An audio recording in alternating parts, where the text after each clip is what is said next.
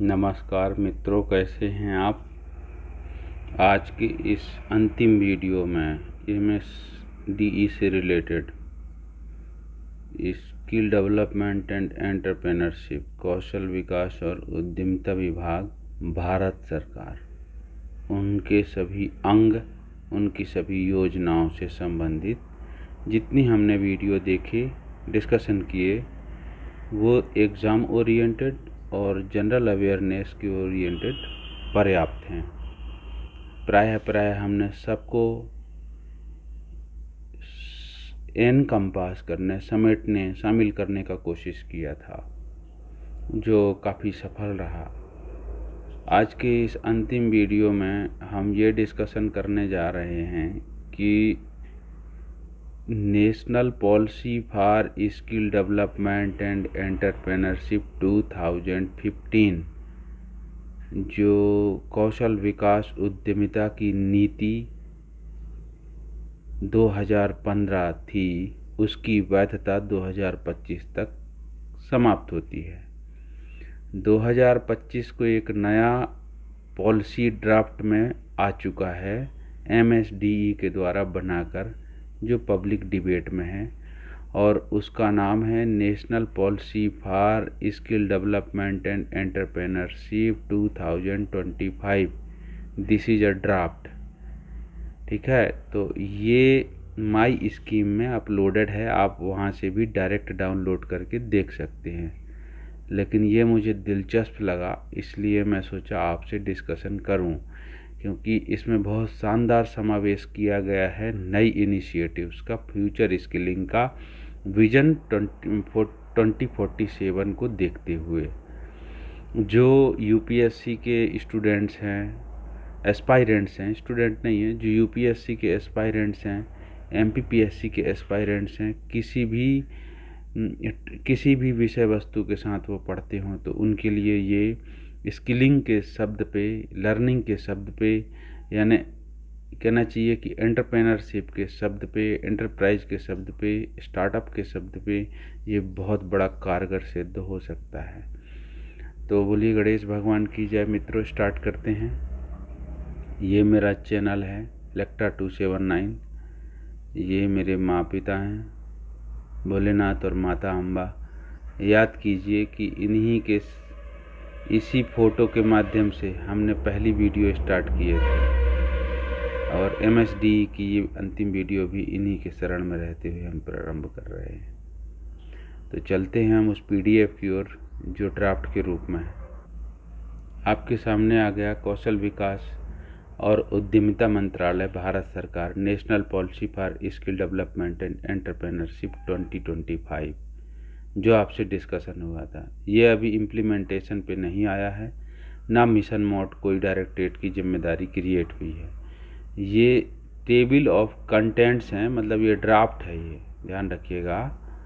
तो ड्राफ्ट है, तो ड्राफ्ट में कंटेंट है, थ्रस्ट है, इस प्रकार के शब्दावली का प्रयोग हुआ है। इसमें देखिएगा पेज नंबर 7 तक, पेज नंबर 6 से इंट्रोडक्शन है, और इंट्रोडक्शन के पार्ट जो कहना चाहिए वो A B C D E F इस तरीके से है। फिर सेक्शन 2 में की थ्रस्ट है, यानी ऐसा होना चाहिए, ऐसा किया जाना होगा, ऐसा किया जाना चाहिए। तो इसके थ्रस्ट 10 पहुंच गए हम। देखा जाए तो की नंबर सेक्शन 2 में की थ्रस्ट 2 से 11 तक होते हैं। ये स्किल डेवलपमेंट से रिलेटेड है। अब एंटरप्रेन्योर से रिलेटेड की थ्रस्ट क्या होते हैं, तो 11 से लेके 15 तक। अब एनेबलर कौन कौन होंगे जिनका रोल होगा, तो ये 18 से 23 तक, और अपेंडिक्स और कंक्लूजन। तो इस प्रकार से इन बिंदुओं पे ये 285 पेज का 200, मतलब कहना चाहिए 202 पेज, यानी 100 पन्ने का है। तो चलिए स्टार्ट करते हैं। देखिए, ये फोटो आपके सामने है, फोटो आपके सामने है। इसके माध्यम से ये लीवर के प्रिंसिपल की तरह जैसे होता है पुल्ली पुलर, एक फोटो आया है। When the arm of crores of youth are pushing the wheels of the chariot of development forward, we will definitely reach our target of विकसित भारत बाई 2047। जब युवा उस रथ के पहिए की रस्सी को खींच रहे हों जो कौशल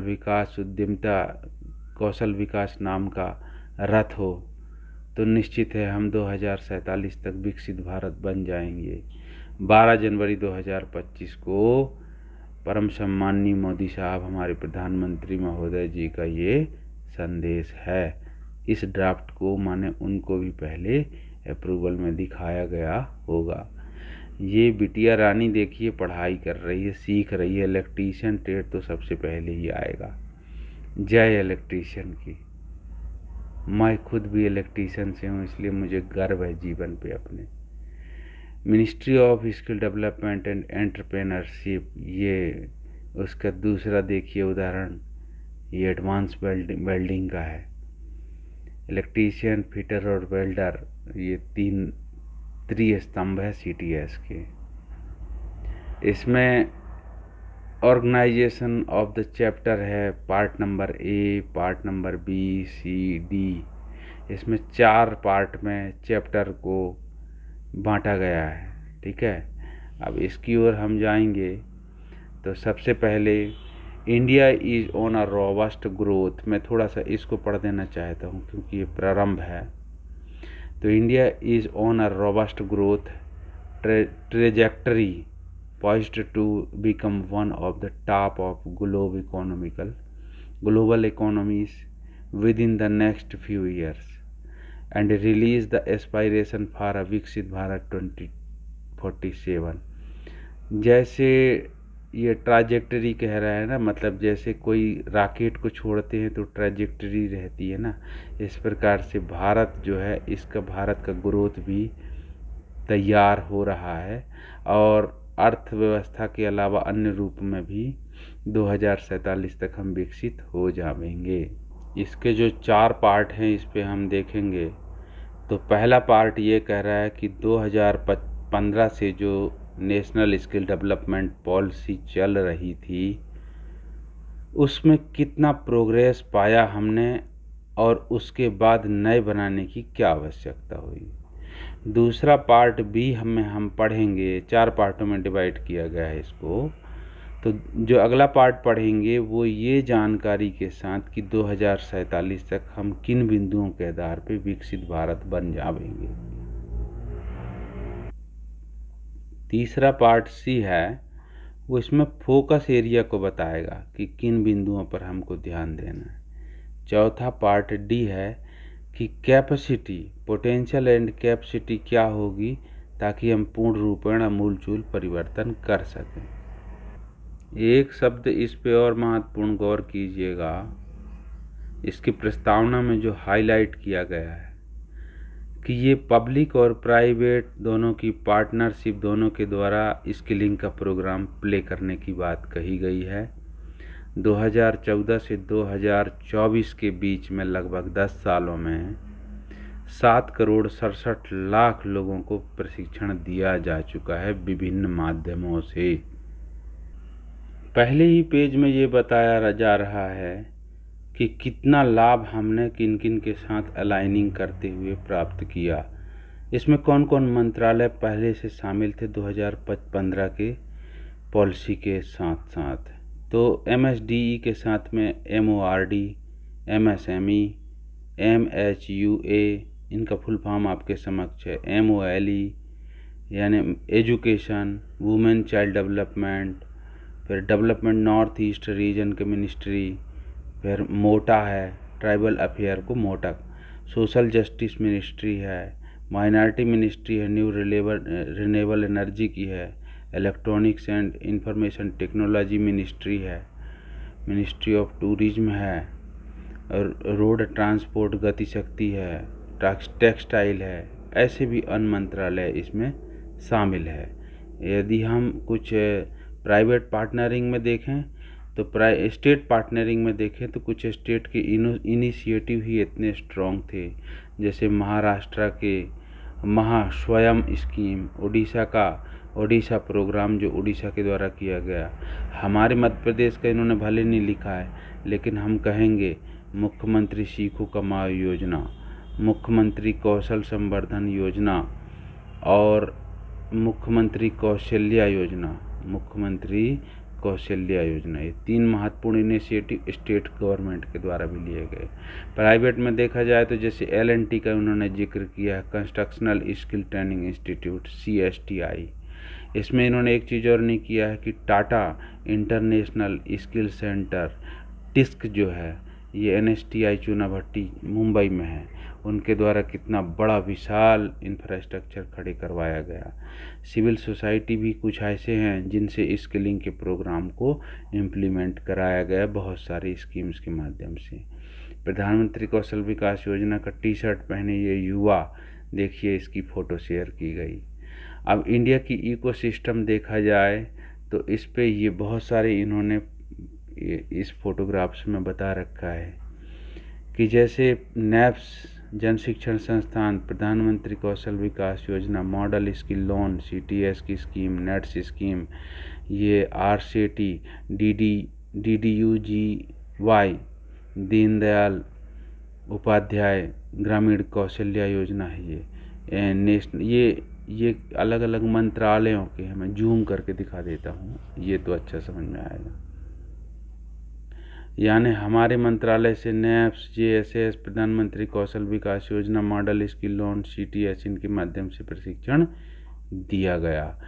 एजुकेशन के मंत्रालय के अंतर्गत जैसे NAPS स्कीम होता है, वैसे नेट्स स्कीम के माध्यम से प्रशिक्षण दिया गया। रूरल डेवलपमेंट पे जाओगे तो RCT और दीनदयाल उपाध्याय ग्रामीण कौशल्या योजना इनके माध्यम से। अर्बन अफेयर से देखा जाए तो national urban livelihood mission NURLM, और MSME में प्रधानमंत्री विश्वकर्मा योजना, और ये सोशल जस्टिस में देखा जाए तो PM दक्ष योजना, इनके द्वारा बड़े बड़े प्रोग्राम किए गए। फिर सूर्य मित्र है, सूर्य मित्र के नाम से सोलर टेक्नीशियन का है, न्यू एवं रिन्यूएबल एनर्जी। टेक्सटाइल में समर्थ योजना है, जो समर्थ योजना के माध्यम से खासकर महिलाओं को प्रशिक्षण देने का है। वुमेन चाइल्ड में है, महिला शक्ति केंद्र से इनके द्वारा प्रशिक्षण दिया जाने वाला है। National live stock mission, green hydrogen mission, ये भी अलग अलग मंत्रालयों के अधीन है। तो इस प्रकार से कई मंत्रालयों के द्वारा कौन कौन से कार्यक्रम किए गए जो बढ़ावा दिए हैं, किसके लिए, ये फ्यूचर स्किलिंग प्रोग्राम के लिए। इसमें कुछ जैसे स्टेट की पार्टनरिंग है, तो केरला गवर्नमेंट ने आशाप नाम से additional skill acquisition program, West Bengal का उत्कर्ष बांग्ला स्कीम, और छत्तीसगढ़ का है मुख्यमंत्री कौशल विकास योजना है छत्तीसगढ़।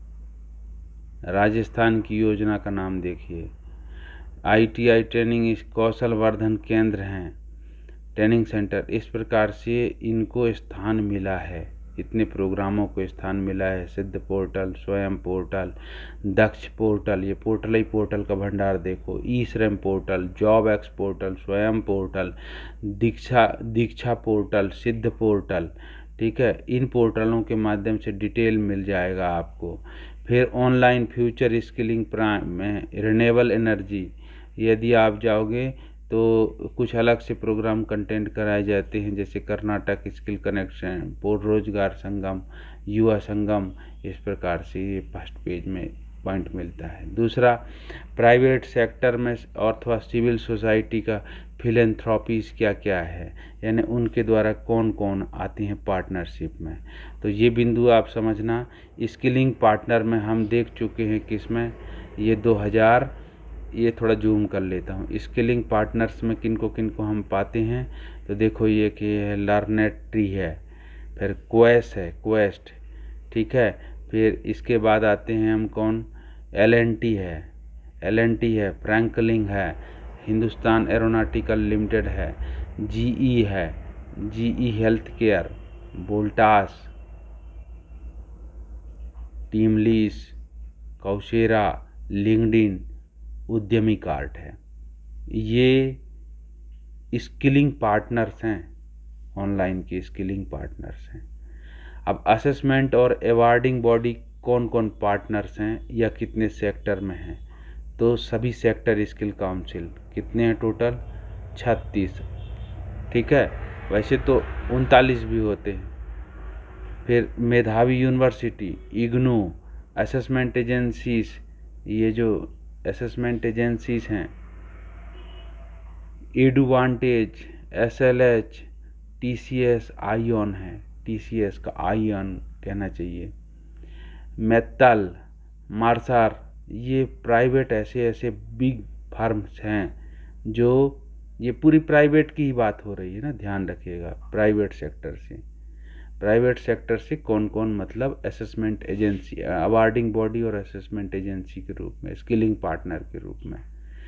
फिर सिविल सोसाइटी या ऑर्गेनाइजेशन का कौन है ऐसे, या फिलंथ्रापीज, ऐसे कौन कौन हैं जो सामाजिक सोसाइटी के रूप में है और स्किलिंग के प्रोग्राम में पार्टनरशिप करते हैं।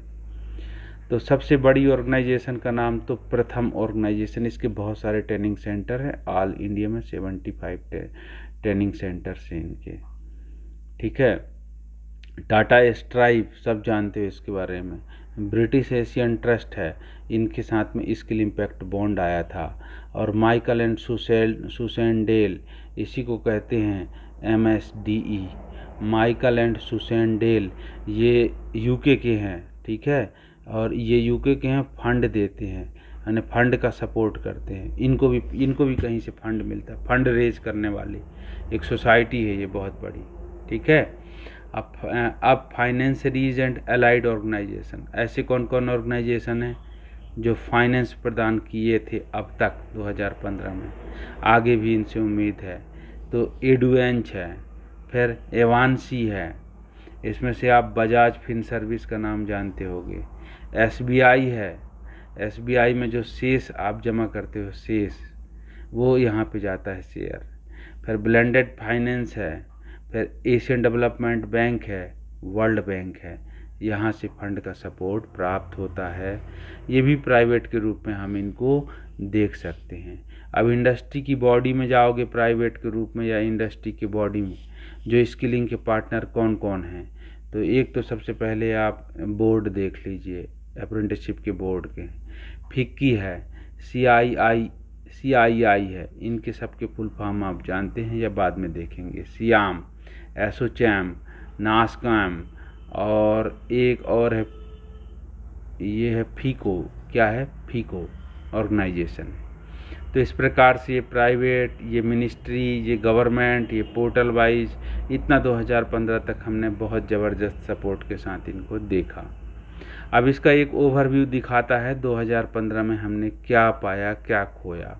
ये बहुत महत्वपूर्ण शब्द कहा गया कि MSME के साथ साथ MSDE के साथ साथ MSME में भी उद्यमिता का विकास करने के लिए MSDE के माध्यम से बहुत सारे स्व सहायता समूह, क्लस्टर, इनका विकास किया गया। इसके बाद भी देखा जाए तो लगभग 11 करोड़ युवा, ठीक है, ये 11 करोड़ स्टूडेंट, ठीक है, जिन्होंने शिक्षा प्राप्त किया है, और 22 करोड़ ऐसे जिन्होंने न कभी शिक्षा प्राप्त किया, न रोजगार में है, न उन्होंने प्रशिक्षण लिया, नीट नाम दिया है। ऐसे लगभग 33 करोड़ लोग हैं, ठीक है, जो, और 2 करोड़ ऐसे हैं जो नए जॉब के लिए बेरोजगार बैठे हुए हैं। तो ये 33 और 2 35 करोड़ युवाओं का विशाल भंडार अभी भी रोजगार में नए स्कोप के लिए बैठा है। वहीं यदि एक उपलब्धि और देखी जाए तो लगभग 1.5 लाख स्टार्टअप तैयार हो चुके हैं, और जिनके माध्यम से 17,30,000 लोग लगभग उनमें रोजगार में हैं, जिसमें से 117 तो यूनिकॉर्न स्टार्टअप के रूप में है, अर्थात जो लगातार 3 साल से $1 बिलियन के इक्वलेंट जिनका असेट रहता हो 100 करोड़ के आसपास। तो देखने वाली बात है, ये कहता है कि अकेले देखो the startup seeds fund scheme, एक और चीज़ है याद रखना, startup India seed fund scheme, ठीक है। तो ये जो startup India seed fund scheme है, ये जब शुरू में लॉन्च किया गया तो 1025 करोड़ मतलब 186 करोड़ से प्रारंभ किया गया था। 1025 स्टार्टअप को इससे लाभ दिया गया था 2023 तक मान लो। लेकिन ये भी जब विस्तार में हुआ तो 20,000 करोड़ तक इसका विस्तार पहुंच गया है। ये सीड फंड मतलब सपोर्ट देने के लिए स्टार्टअप में। इस प्रकार से इनकी रफ्तार जारी है अभी स्टार्टअप के लिए। आगे ये शब्द बोल रहा है, इसको जरा महत्व दीजिए कि राष्ट्रीय कृषि विकास योजना एग्री बिजनेस इनक्यूबेटर। तो राष्ट्रीय कृषि विकास योजना, फिर लिखा है एग्री बिजनेस, यानी इसका नाम PKVY रफ्तार रख दिया गया है, रफ्तार। ठीक है। ये PMFME इस स्कीम के माध्यम से स्मॉल बिजनेस को बढ़ावा दिया गया, यानी रोजगार स्वरोजगार के अलावा कौशल जो कृषि का क्षेत्र होता है उसको भी उद्यमिता में और उद्योग की तरह उसके प्रोडक्टों को अच्छे रेट में अच्छे जगह सेल करने की ऐसे स्कीम इनमें स्टार्ट किए गए। ऊपर के हमने एक पेज में देखा था कि ट्रेनिंग की इकोसिस्टम में कौन कौन पार्टनर थे। ये देखिए, ये वाले इसमें हमने देखा था कि स्किलिंग के पार्टनर कौन कौन थे इकोसिस्टम में, स्किलिंग से रिलेटेड 2015 तक। अब हम इस वाले पेज में हम आ गए, हम ये देखेंगे कि उद्यमिता से संबंधित, उद्यमिता के इकोसिस्टम से संबंधित MSME के अलावा कौन कौन पार्टनर थे या कौन कौन स्कीम थे जो उद्यमिता का विकास करने में सहयोग किए थे 2015 तक की पॉलिसी के अंतर्गत। तो इस पे आते, MSME की स्कीम है एस्पायर, स्फूर्ति, PM प्रधानमंत्री एम्प्लॉयमेंट जनरेशन प्रोग्राम। ठीक है। और ये CGTSME national STSC hub, MS scheme, IC scheme, self reliant India fund, ये स्कीम है। अब हम आते हैं ministry of commerce and industrial, इसके अंतर्गत आते हैं स्टार्टअप इंडिया, फिर startup India seed fund scheme, ये इसके माध्यम से इकोसिस्टम डेवलप किया गया एंटरप्रेन्योरशिप का। बहुत बार आपने नाम सुना होगा इस स्कीम का। ये फाइनेंशियल सर्विसेज से है, प्रधानमंत्री मुद्रा योजना, इसके माध्यम से भी रिनोवेट किया गया, पुराने स्टार्टअप जो थे बंद हो गए थे तो वो भी रिजुविनेट हुए। अब हम आते हैं अपने ही विभाग में, हमारे विभाग मंत्रालय में MSDE, ये धुंधला दिख रहा है लेकिन ध्यान रखिएगा, MSDE के अंतर्गत एंटरप्रेन्योरशिप के क्या क्या प्रोग्राम एंटरप्रेन्योरशिप से रिलेटेड हुए। स्ट्राइप में के माध्यम से प्रशिक्षण, ये RUVP, PM युवा संकल्प स्कीम, इनका सहयोग प्राप्त। तो ये थे एग्नोस्टिक मिनिस्ट्रीज थे, बिल्कुल लगे हुए सटीक। ठीक है। और कुछ स्पेसिफिक मिनिस्ट्री भी थे जिनके सहयोग से आते हैं। तो जैसे सबसे पहले ये देखिए, इसमें हम आते हैं एग्रीकल्चर एंड रूरल डेवलपमेंट में। तो इनोवेशन एंड एग्रीकल्चर एंटरप्रेनर, ये एग्रीप्रेनरशिप है। ये एक्चुअली ये एग्रीप्रेनरशिप इस नाम से भी जाना जाता है। ये एग्रीप्रेनर आ गया, यानी एग्रीकल्चर में आप उद्यमिता, जैसे आप औषधि पौधे लगाना चाहते हो, 1 एकड़ में बो दिए आपने औषधि पौधे, तो वो आपका एंटरप्रेनर में आ जाओगे। यानी अभी तक आपने भोग के लिए कृषि का माध्यम समझा था, अब उसे उत्पाद के रूप में उद्यमी बनकर आप कृषि का उपयोग शुरू कर दें, तो वो एग्रीप्रेनर कहलाते हैं, उसके स्कीम लाए गए। और ट्राइबल अफेयर्स मोटा के अंतर्गत PM जनमन स्कीम, धरती आबा जनजाति ग्राम उत्कर्ष अभियान के अंतर्गत वन धन स्कीम, बहुत सारी स्कीम है। हाँ, AHU प्रधान, ये हाउसिंग एंड अर्बन अफेयर्स का है, याद रखना। हाउसिंग एंड अर्बन अफेयर के अंतर्गत PM स्वनिधि के जो बेनिफिशियर थे उनको उद्यमिता सिखाना। फाइनेंस, मिनिस्ट्री ऑफ फाइनेंस के द्वारा स्टैंड अप इंडिया, PM मुद्रा योजना, फिर ये पूर्वोत्तर राज्यों में NEEDP NEVF स्कीम, ये IIE गुवाहाटी के सहयोग से स्कीम उनके मॉनिटरिंग और इंक्यूबेशन से लॉन्च किए गए थे। और सोशल जस्टिस में जाओगे तो VCF SC VCF B PM दक्ष स्कीम भी इनमें लागू, माने इनके द्वारा भी ट्रेनिंग प्रोग्राम करते हुए इकोसिस्टम को बढ़ाया गया उद्यमिता से संबंधित। यदि इंस्टीट्यूशन पे जाते हो जो उद्यमिता की इकोसिस्टम को जिन्होंने परिवर्तन किया, बढ़ाया, तो उसमें तो RCT है, जन शिक्षण संस्थान, IIE गुवाहाटी, RCT, निस्बड नोएडा, निस्बड नोएडा का इंस्टीट्यूशन में दिखा नहीं है, ये इंस्टीट्यूशन इनोवेशन सेंटर है। जैसे अटल इंक्यूबेशन सेंटर है, AIC बनारस में। जो अन्य हैं कुछ सहयोग के रूप में, सहयोगी के रूप में, जैसे ये दिया है Baikunth Mehta national institute of cooperative management, ये मिनिस्ट्री ऑफ कोऑपरेटिव के अंतर्गत है। Entrepreneurship development institute of India, इनका भी सहयोग प्राप्त। अब प्राइवेट में जो एंटरप्रेन्योरशिप से, उद्यमिता से संबंधित कौन कौन ऐसे पार्टीज हैं या इंस्टीट्यूशंस हैं जिनका बहुत सहयोग हुआ, तो जो पूरी कम्युनिटी को प्रशिक्षण देते थे वो कौन कौन थे, तो ये कुछ NGO हैं जैसे सेवा, सृजन, और तो साफ दिख नहीं रहे हैं ये NGO, जूम करने पे भी नहीं दिख पा रहे हैं मुझे। एक है उद्यम स्त्री, ये ध्यान रखिएगा, मास अवेयरनेस कैंपेन है उद्यम स्त्री के द्वारा। ये उद्यम व्यापार, पीयर नेटवर्किंग एंड मेंटरशिप, बहुत बड़ा नेटवर्किंग के साथ मेंटरशिप करना, सहयोग करना।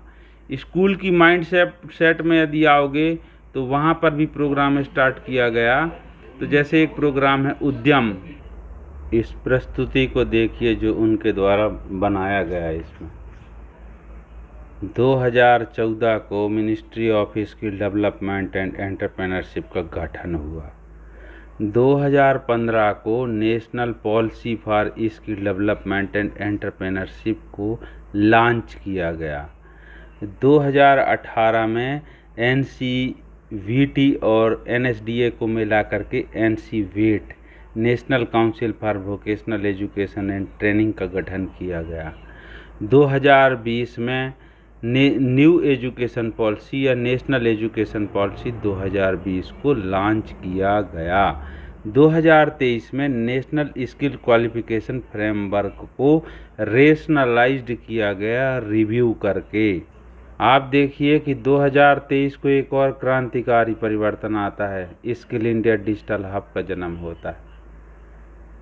2024 को national ITI upgradation, prime minister internship scheme, ये दोनों को लॉन्च किया गया था। तो जो ITI का अपग्रेडेशन स्कीम है इसका नाम पड़ गया PM सेतु, याद रखना है आप। और इसकी जब लॉन्च डेट की बात आए तो आप याद रखना 041025, ये 4 अक्टूबर 2025 को PM सेतु स्कीम लॉन्च हुआ। अब बजट में हिस्सा दिया गया 2024 में PM इंटर्नशिप और PM सेतु को। PM सेतु 60,000 करोड़ का बजट फंड स्कीम है। 2025 को 5 COE, यानी जहाँ पर 50,000, ये वही स्कीम के अंतर्गत है, PM सेतु की स्कीम के अंतर्गत। इन दोनों को मिला देना चाहिए क्योंकि इस डेट को बजट बनता है, ठीक है, अपग्रेडेशन का बजट जो बनता है ना, इस डेट पे तैयार होता है। लेकिन इस डेट पे बजट में होगा BUDGET, बजट। तो जो बजट आता है उसमें 60,000 करोड़ का प्रावधान किया गया 2024 में, लेकिन पीएम सेतु को जो लॉन्च किया गया 2025 में, तब इसमें 5 नेशनल सीओई के रूप में डेवलप किया जाना तय हो गए। किनको? एनएसटीआई को, याद रखना। और ये इंटरनेशनल संगठन के सहयोग से बनना था। तो ये शानदार प्रस्तुति दिया है। अब मुद्दा आता है कि ये नई पॉलिसी बनाने की आवश्यकता क्यों हो रही है। तो सबसे पहली बात कि विजन 2047 है कि हमको 2047 तक विकसित भारत बनना है। ये बिंदु में लिखा है। इनको ध्यान में रखते हुए 2024 के बजट से ही लंबा बजट आईटीआई के उत्थानों के लिए देना प्रारंभ होता है। पीएम इंटर्नशिप का स्कीम भी आईटीआई को लाभ देने की बात आ गई।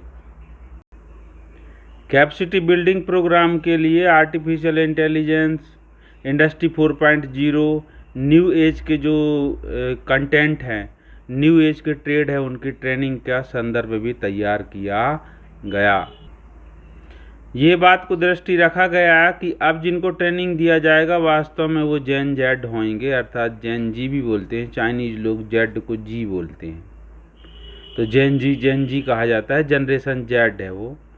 अब फ्यूचर ऑफ वर्क उन्हीं पे डिपेंड है, इसलिए उस तरीके से कोर्स कंटेंट भी क्रिएट किए गए। भारत देश में हमारी जितनी आबादी होगी 15 साल से 59 साल के बीच में कर्मकारों का, उसकी आयु का औसत निकाला जाए तो 28 वर्ष माने युवा ही निकलेंगे सबसे ज़्यादा मात्रा में। तो इसका भी लाभ देखना अनिवार्य है। ये इन सब बातों को ध्यान रखा गया है। तो जो नई पॉलिसी 2025 बनाई जा रही है उस पर ये बिंदु पर बहुत ज़्यादा ध्यान दिया जा रहा है कि एंटरप्रेन्योरशिप के साथ साथ स्वरोजगार पर भी जोर दिया जाना समानांतर के रूप में। और जो भी इनिशिएटिव, जो भी प्रारंभ किए जाते हैं या किए जाएंगे इस पॉलिसी के बनने के बाद, लागू होने के बाद, वो सब इस बात को परिभाषित करेंगे कि सब कुछ देश के लिए है और सब सरकार के द्वारा सरकार के लिए है, अर्थात whole of government and whole of nation. ये दृष्टिकोण को इम्प्लीमेंट करने के लिए देखिए बहुत सारे मंत्रालयों को इसमें एक साथ समावेश किए जाने की बात की जा रही है। इसमें एक शब्द है कि ये कहा गया है कि जो ट्रेनिंग या जो भी स्किलिंग का प्रोग्राम है वो सिर्फ टेक्निकल की बात नहीं है, ठीक है। इसमें नॉन टेक्निकल बेस पे भी प्रशिक्षण दे करके और ट्रेनिंग की इकोसिस्टम को बढ़ाना। ये कहा गया है कि national policy for skill development and entrepreneurship 2015 जो 2015 का कौशल विकास उद्यमिता जो पॉलिसी नीति थी उसको 10 वर्ष पूर्ण हो जाने के बाद नया लाने की भी आवश्यकता हुई। दिए गए तथ्यात्मक बिंदु पे समझेंगे कि जो national policy for skill development and entrepreneurship 2025 की जो बात कही गई, इसको जो लागू किया जाएगा, इसके लिए विजन क्या है? Empower all Indian to become life long learning and job creator and serve India's rising aspiration of property resilience and global talent leadership. ये वही विजन है जो 2015 में भी था कि भारत को समर्थ बनाना ताकि विश्व व्यापकता के साथ वो अपनी समृद्धि को और माने नेतृत्व को निखार सके व्यापक विश्वव्यापी रूप में। और इसके एस्पायरेशंस यानी इसकी आकांक्षाएं क्या, कैसे कैसे तैयार होगी, ये पॉलिसी क्या कहेगी? तो स्केल, क्वांटिटी और इंक्लूसिव एक्सेस, यानी पहले निर्धारित करना कि कितने क्षेत्र में हमको विकास करना है, स्किलिंग करना है। फिर क्वालिटी, उसमें स्किलिंग की क्वालिटी क्या होगी। फिर इसमें किनको शामिल करना, किनको छोड़ना अभी प्राथमिकता के तौर पे। नेशनल पॉलिसी 2025 का क्या सिद्धांत होंगे, तो ये भी परिणाम आधारित होगा, परिणाम के बेस पे। और इसमें फ्लेक्सिबिलिटी होगी नियामन में। ज़रूरी नहीं कि एक ही एक हो, गवर्नमेंट ही गवर्नमेंट करे या प्राइवेट प्राइवेट, ये फ्लेक्सिबिलिटी होगी। और सहभागिता ज़्यादा बढ़ेगी, कन्वर्जेंस जो है ना, कन्वर्जेंस जो है ज़्यादा, और सहयोग और सहभागिता को बढ़ाना और विश्वव्यापीकरण करना, और इंक्लूसिविटी माने दूसरे समुदाय को भी, सबको इंक्लूड करना।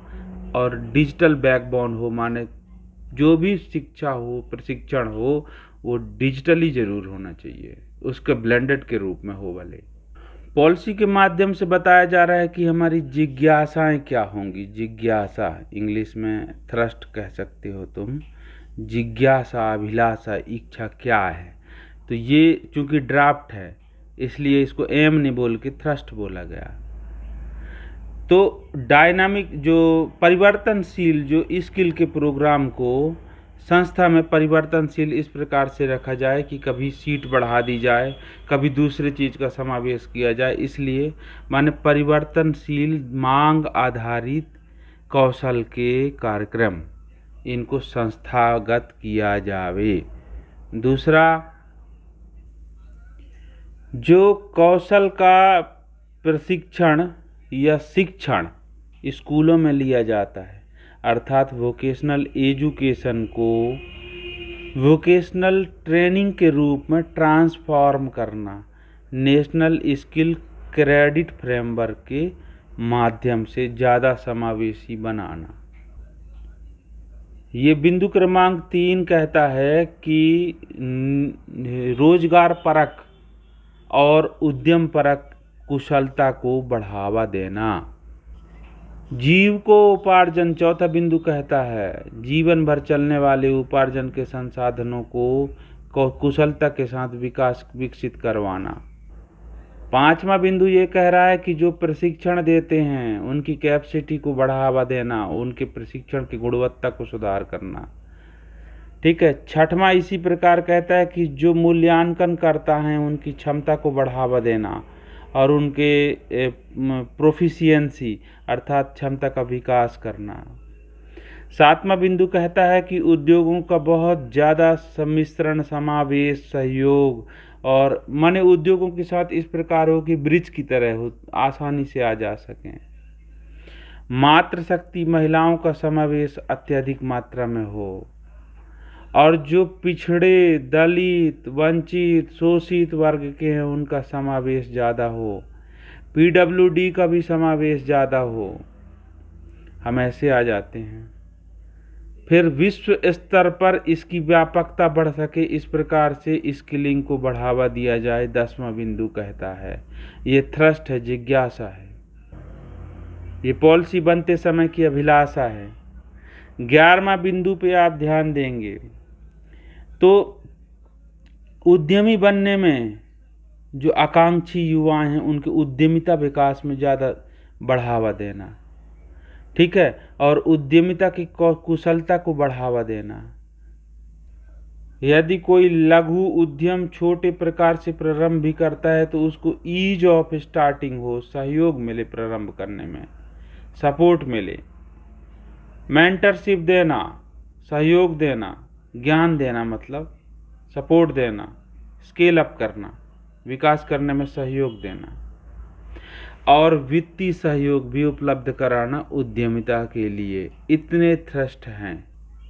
किसकी बात? 2025 नीति के बारे में कह रहा है, जिसकी ड्राफ्ट में ये बताया गया कि लगभग 15 थ्रस्ट इन्होंने अभिलाषाओं को बताया है। क्लियर बात? थोड़ा ये डार्क कलर का है तो ये उद्यमिता से रिलेटेड है, जो बॉक्स में बने हुए हैं। ये बिंदु आप ध्यान दीजिएगा, जो ये बॉक्स से बने हैं 1 2 3 4 5, ये उद्यमिता से संबंधित अभिलाषा हैं, और जो बिना बॉक्स के हैं वो स्किलिंग के लिए। अब इनेबलर कौन होंगे, यानी इसको पूर्ण करने वाले कौन होंगे अभिलाषाओं को? तो जो पूर्ण करेंगे उनके लिए बात की जाए तो डिजिटल जो पब्लिक इंफ्रास्ट्रक्चर है डिजिटली, उसके माध्यम से किया जाए, भौतिक स्तर पे भी किया जाए। स्किल और उद्यमिता और कौशल विकास दोनों का जो संवर्धन है वो डिजिटल पब्लिक पॉइंट पे, संस्थागत भौतिक बिंदु के आधार पे, और इनेबलर में augment innovative and sustainable outcome led financing, सहयोग पैसा का भी सहयोग पूर्णतः उनके विकास में होता रहे। अगला बिंदु ये कहता है चौथा कि टोटल जो प्रोफाइल है यानी मापदंड है न, चेहरा मोहरा जैसे कहते हैं व्यक्ति का, वैसी प्रोफाइल का मतलब है स्किल डेवलपमेंट और एंटरप्रेन्योरशिप की प्रोफाइल, यानी ये जो स्ट्रक्चर है इसका विकास करना। यानी ये इनेबलर का मतलब ये है कि जब तक ये विकास होगा तभी ये बिंदुओं को अचीव कर सकते हैं थ्रस्ट को, कि डिजिटल का प्लेटफॉर्म बड़ा हो, फिजिकल ट्रेनिंग देने का इंफ्रास्ट्रक्चर ज़्यादा हो, फाइनेंशियल इंक्लूजन ज़्यादा हो, फिर इसके बाद इसमें जो इसका प्रोफाइल हो, मतलब बिग स्तर पे इसको जानते हो कि हाँ इस स्कीम के तहत जो प्रशिक्षित हैं उनको व्यापकता मिल जाए, फिर इसके प्रॉपर जांच भी हो बीच बीच में, लर्निंग प्रॉपर हो रहा है कि नहीं, ऊपर ऊपर परपटी तरह में हवा में तो नहीं हो रहा है, ठीक है। और गवर्नमेंट का इसमें बहुत ज़्यादा सपोर्ट हो और ये माना जाए कि जो भी कार्य हो रहा है वो गवर्नमेंट के लिए और राष्ट्र हित के लिए हो रहा है। ये पॉलिसी बनाने के विजन है विकसित भारत एट 2047। ये तो सब जगह अब आपको यही मिलेगा। विजन के बिंदु को देखना, ऑल इंडियन माने सभी देशवासी, बिना जाति वर्ग धर्म इसके भेदभाव के सबको शामिल किया जाएगा। लाइफ लॉन्ग लर्नर्स यानी ऐसे प्रशिक्षण दिया जाए कि वो स्वरोजगार उद्यमी किसी भी माध्यम से वो जीवन भर के लिए आजीविका का साधन, प्रॉस्पेरिटी समृद्धि लाने के लिए ये उद्देश्य होएगा स्किलिंग का।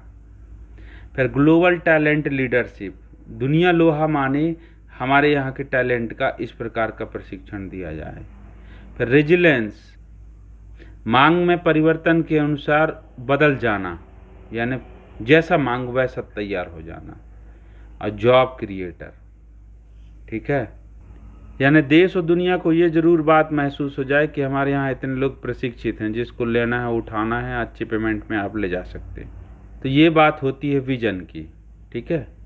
अब विजन के बाद हम आते हैं पॉलिसी को निर्माण करने की क्या क्या अभिलाषाओं में बिंदु है। तो बिंदुवार स्केल, क्वालिटी, क्वांटिटी ऐसा होगा। तो स्केल के पहले बिंदु पे आप देखिएगा, बिल्कुल पहला बिंदु ये कहता है कि 2035 तक 50% जितने लेबर इंडिया में हैं, चाहे वो किसी भी माध्यम संस्थागत, गैर संस्थागत, संगठित, असंगठित किसी प्रकार के भी लेबर हों, उनको स्किलिंग, अप स्किलिंग या री स्किलिंग या RPL के माध्यम से सबको प्रशिक्षण दिया जाएगा प्रमाण पत्र के रूप में भी।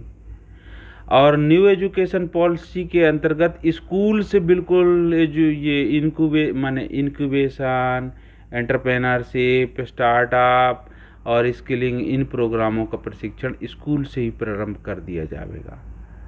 क्वालिटी की बात की जाए तो क्वालिटी पे बहुत जोर देने की बात कही गई है। क्षेत्रीय स्तर पे, कॉलेज स्तर पे, सब जगह क्वालिटी दुरुस्त हो, यानी जो प्रशिक्षण प्राप्त हो रहे हैं उनकी क्वालिटी 1 नंबर हो। अब इसमें शामिल करने के लिए बात की जाए तो जो वामपंथी क्षेत्र हैं, पूर्वोत्तर राज्य के क्षेत्र हैं, ST, SC, अदर वंचित वर्ग हैं, अल्पसंख्यक वर्ग हैं, महिलाएं हैं, ये सब को मिला के कम से कम 50% को 2035 तक शामिल करके प्रशिक्षित कर देना। इसमें भी 2035 भले नहीं लिखा है, कोई किसी भी लिंग जाति का हो उसमें भेदभाव नहीं करके सबको शामिल करना। अब आते हैं सिद्धांत। ये पॉलिसी जो बनी 2025 की बन रही है, उसमें क्या क्या सिद्धांत अपनाए गए। तो पहला बिंदु है आउटकम ओरिएंटेड, यानी परिणाम आधारित है। परिणाम, हर चीज़ का परिणाम निर्धारित करना पड़ेगा। और इसकी जो रेगुलेटरी होगी वो मजबूत तो होगी लेकिन लचीली होगी, अर्थात इंडस्ट्री की तरफ से, ठीक है, और एक गवर्नमेंट की तरफ से, जैसे PM सेतु में। इन दोनों की सेपरेट भी हो सकती है, एक साथ हो सकती है, ज्वाइंट वेंचर। अगला बिंदु है कन्वर्जेंस एंड कोलैबोरेशन, सहभागिता, यानी बहुत सारे मंत्रालयों का सहभाग हो, बहुत सारे विभागों की सहभागिता हो, तब जाकर के स्कीम सफल होगा। ये वाली बिंदु में हमारे देश को ग्लोबल स्किल हब बनाने की बात की गई।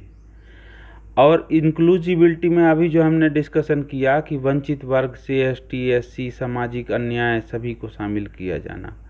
डिजिटल बैकबोन का मतलब ये है कि आपको चाहे अटेंडेंस भी लगाना हो तो बायोमेट्रिक हो, आपके खाता में पैसा आ रहा है बायोमेट्रिक, आपको मार्कशीट आ रही है डिजी लॉकर में या ईमेल में, क्यूआर कोड स्कैन देख करके आपका डिटेल नोट कर ले, हर चीज़ मतलब डिजिटल पब्लिक इंफ्रास्ट्रक्चर तैयार किया जाना स्किलिंग का, इकोसिस्टम का, ये इसके सिद्धांत रहेंगे।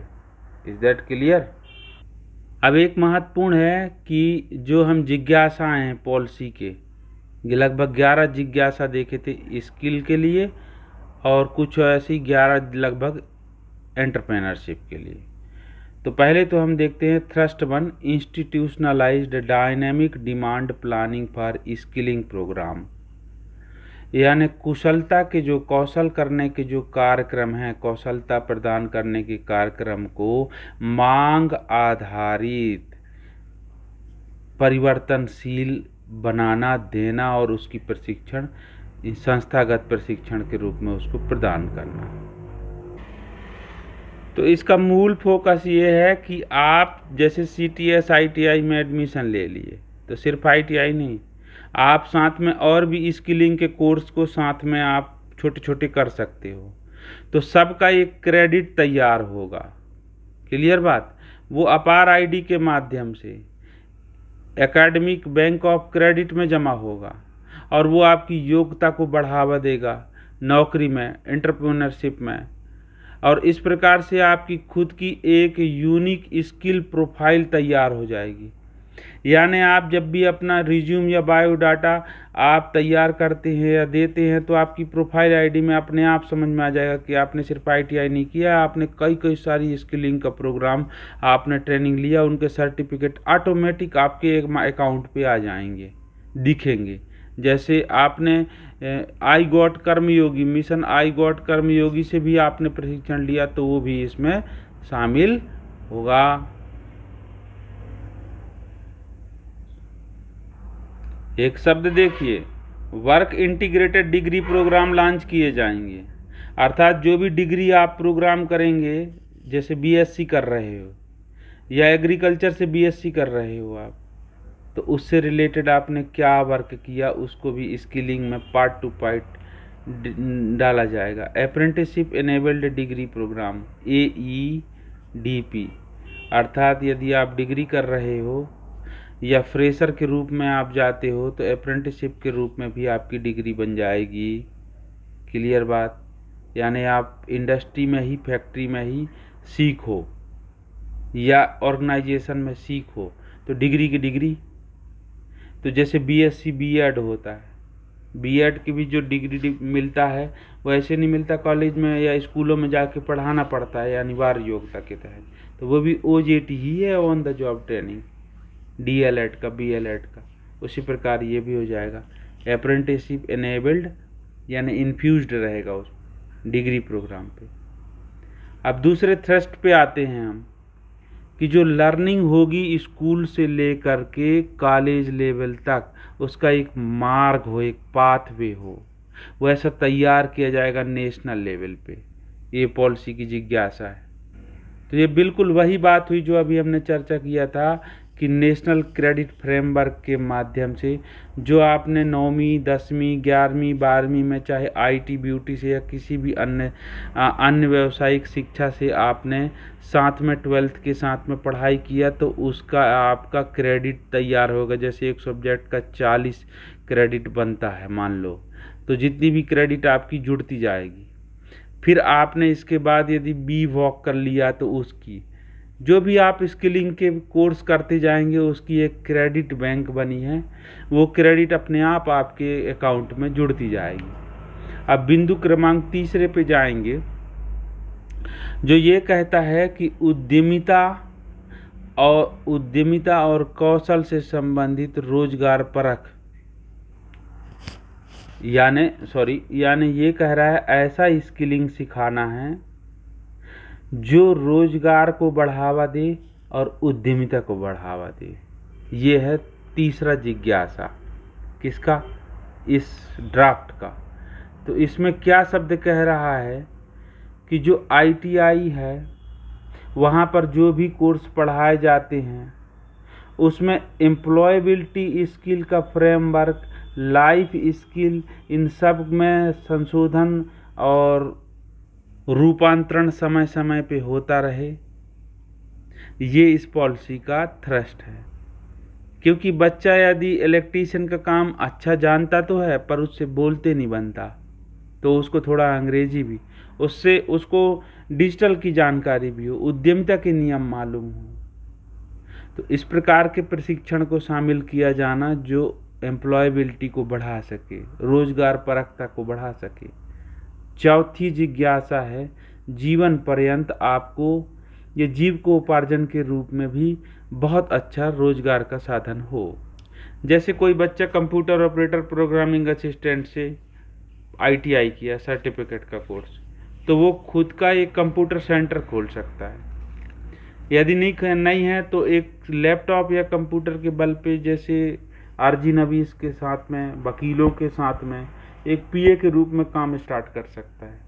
वो चाहे तो CSC के ID ले सकता है, MP ऑनलाइन की ID ले सकता है।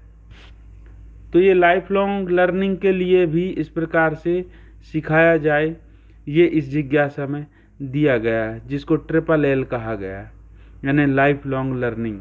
ये बिंदु है LLL लाइफ लॉन्ग लर्निंग की बात की गई है। और इसमें यदि उसको पैसे की ज़रूरत है तो स्किल मुद्रा या स्किल वाउचर या स्किल लोन, इनके माध्यम से भी उसको सपोर्ट मिल जाना चाहिए। पांचवी जिज्ञासा है कि जो ट्रेनर है, ट्रेनिंग ऑफिसर या ट्रेनर, उनकी क्षमता को बढ़ाना, उनको भी प्रशिक्षण TOT का प्रोग्राम का टाइम पे देना, और जो जिस जॉब के लिए, प्रोग्राम के लिए प्रशिक्षण अधिकारी है या ट्रेनर है, वो एक्सपर्ट होना चाहिए अपने काम पे। और छठवां थ्रस्ट कहता है कि जैसे ट्रेनर है वैसे मूल्यांकनकर्ता को भी प्रॉपरली मालूम हो और सही तरीके से मूल्यांकन करे। जरूरी नहीं कि वो पढ़ाने वाला ही हो जो मूल्यांकन करे। असेसर की एक अलग यूनिट है, वो सिर्फ परीक्षा लेने के लिए वो नियुक्त किया जाता है। यही तो है कि पारदर्शिता के माध्यम से। तो NCBAT ने भी इनलिस्ट कर दिया है कि असेसमेंट एजेंसी और अवार्डिंग बॉडी की लिस्ट, तो जिसमें हम जानते हैं कि 68 असेसमेंट एजेंसी और 128 अवार्डिंग बॉडी है, ठीक है, जिसमें कुछ डुअल भी हैं।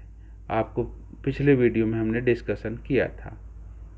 7वां नंबर जिज्ञासा कहती है कि इसमें जो उद्योग का समावेश हो, साथ हो, सहयोग हो, वो बहुत गहरा होना अनिवार्य है। ये सिर्फ ऊपरी चर्चा की विषय वस्तु नहीं है।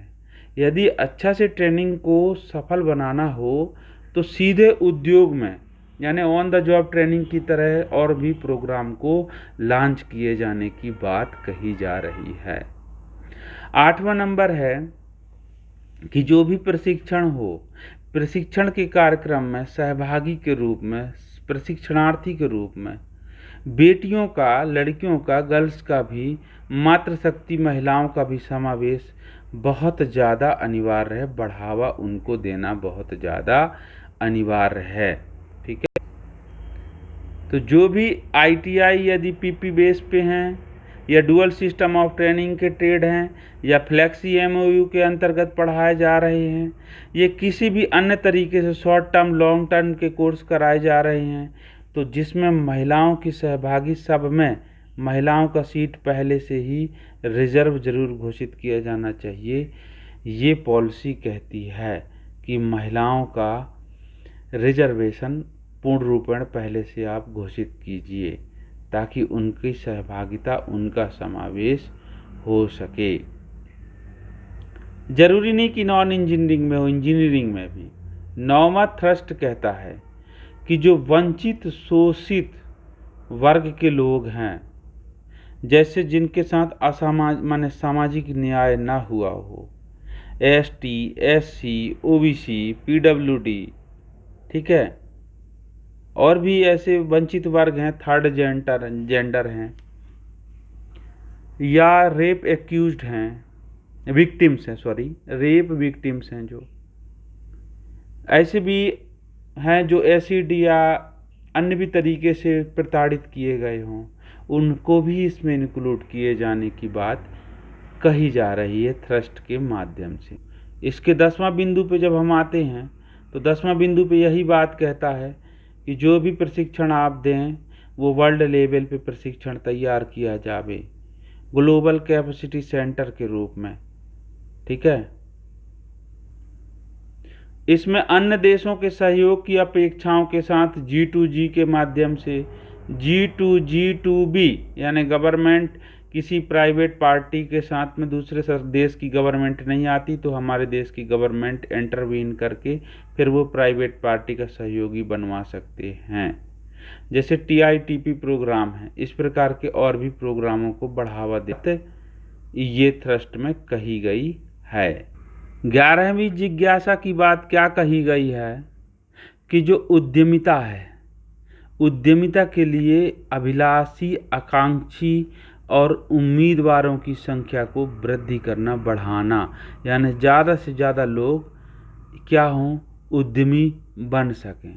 और इसमें उन लोगों को भी शामिल किया जाए जो not in education, employment and training यानी नीट वर्ग के जो हों, उनको भी इसमें शामिल किया जावे। 12वीं अभिलाषा में है कि जो इस उद्यमिता से संबंधित कौशल के जो प्रशिक्षण हैं उनको भी मजबूती दिया जावे, यानी NSQF के जो अलाइंड है स्किल के प्रोग्राम, उन NSQF के अलाइंड सभी प्रोग्राम में उद्यमिता के कोर्स कंटेंट जरूर होना चाहिए, वहीं से सीखते हुए आना,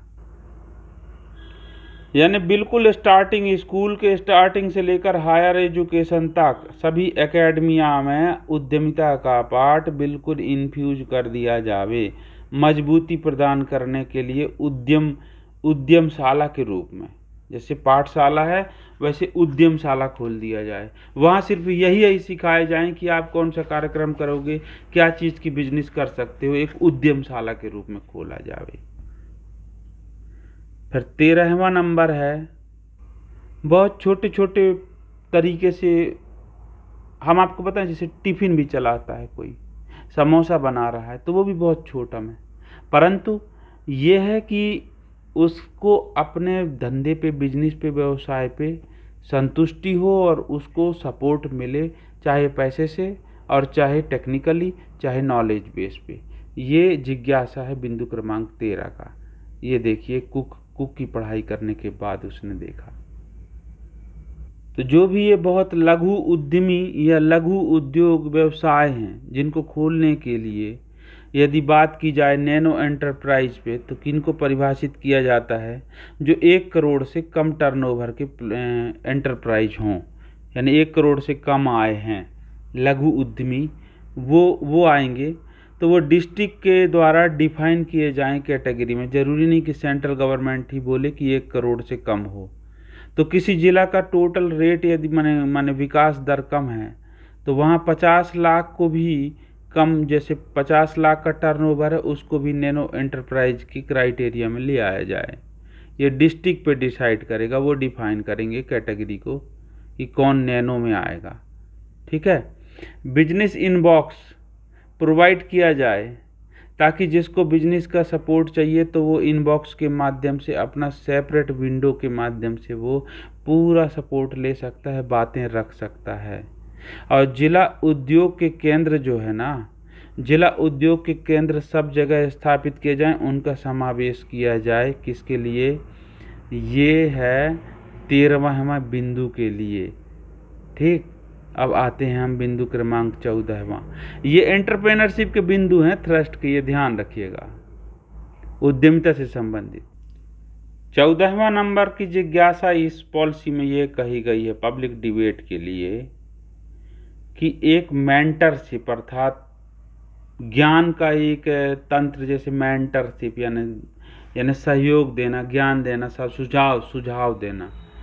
तो उसके लिए जैसे बोला गया है ऑनलाइन में, जैसे भास्कर अर्थात Bharat startup knowledge access registry, यानी आप इस पे अपनी आईडी बना के भी आप इसके माध्यम से सहयोग ले सकते हैं, माई स्कीम पे ले सकते हैं, ठीक है। इनके द्वारा मेंटरशिप का सहयोग ले सकते हैं।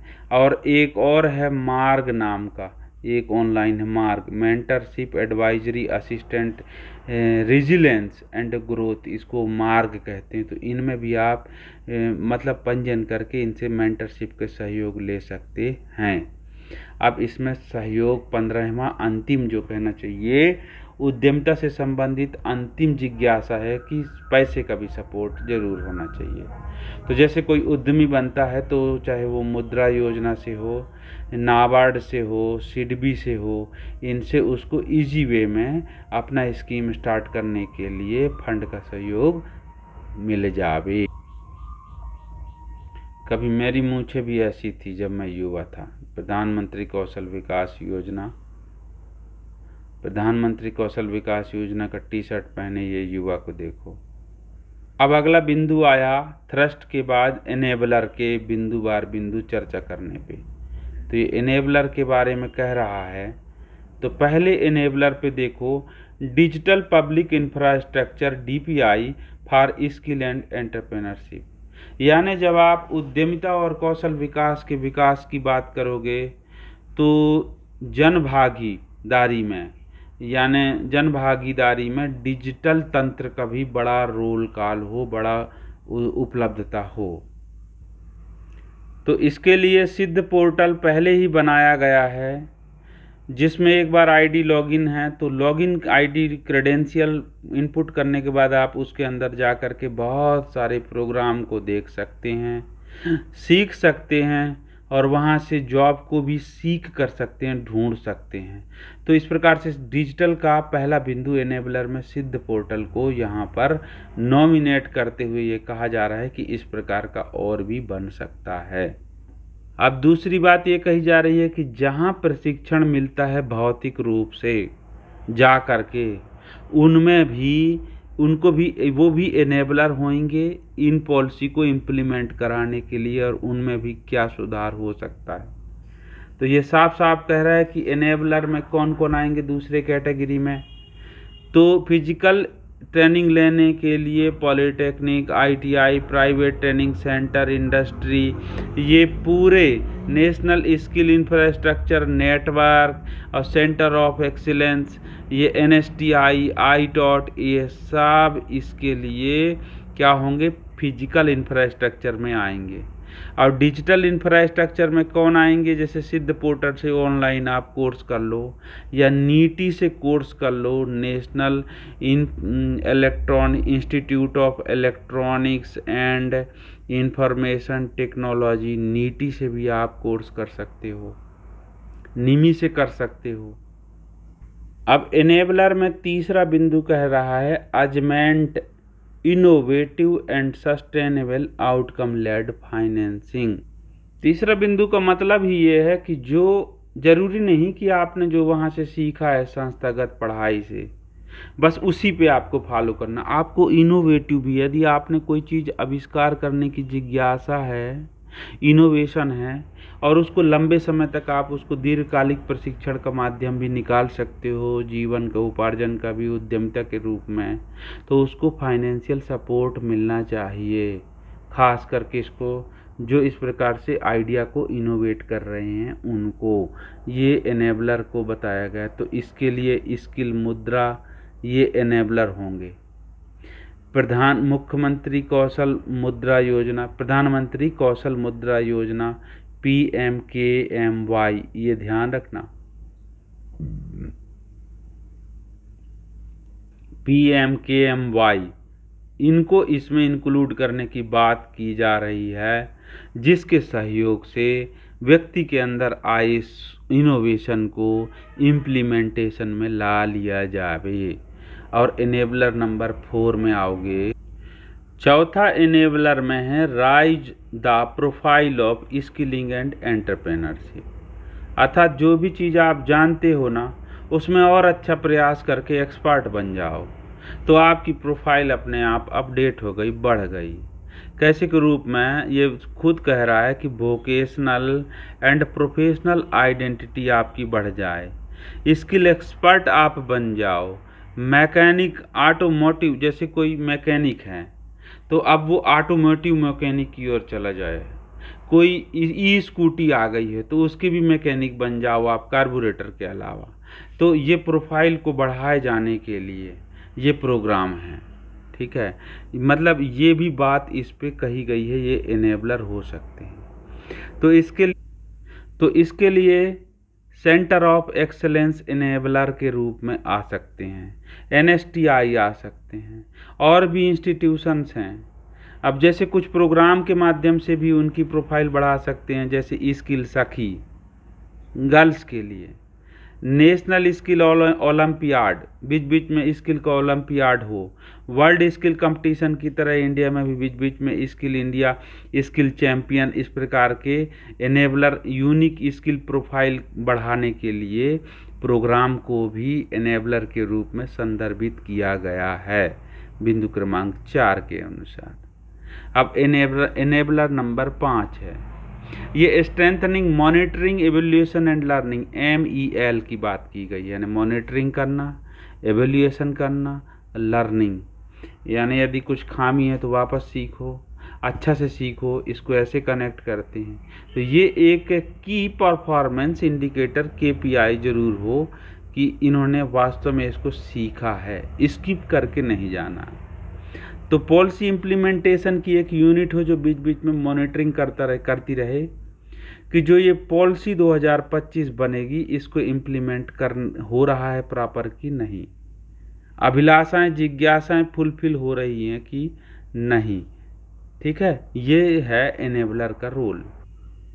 तो ये पॉलिसी के इम्प्लीमेंटेशन, मॉनिटरिंग और लर्निंग, ये तीनों की जिम्मेदारी, अर्थात MEL की तीनों की जिम्मेदारी MSDE की होगी, ministry of skill development and entrepreneurship की होगी, और NC-VET के फ्रेमवर्क के अनुसार प्रशिक्षण दिए जाना तय किया जाना है, ठीक है।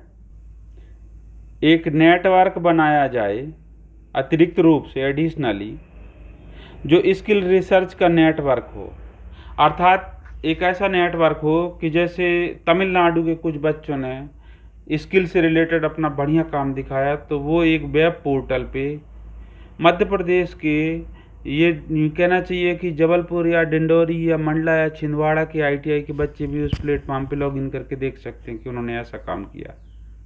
तो एक network, national skill research network तैयार किए जाने की बात की जा रही है एनेबलर के रूप में 5वां बिंदु पर, मैं किसको, मॉनिटरिंग और एग्जीक्यूशन के लिए, एवेल्यूएशन के लिए।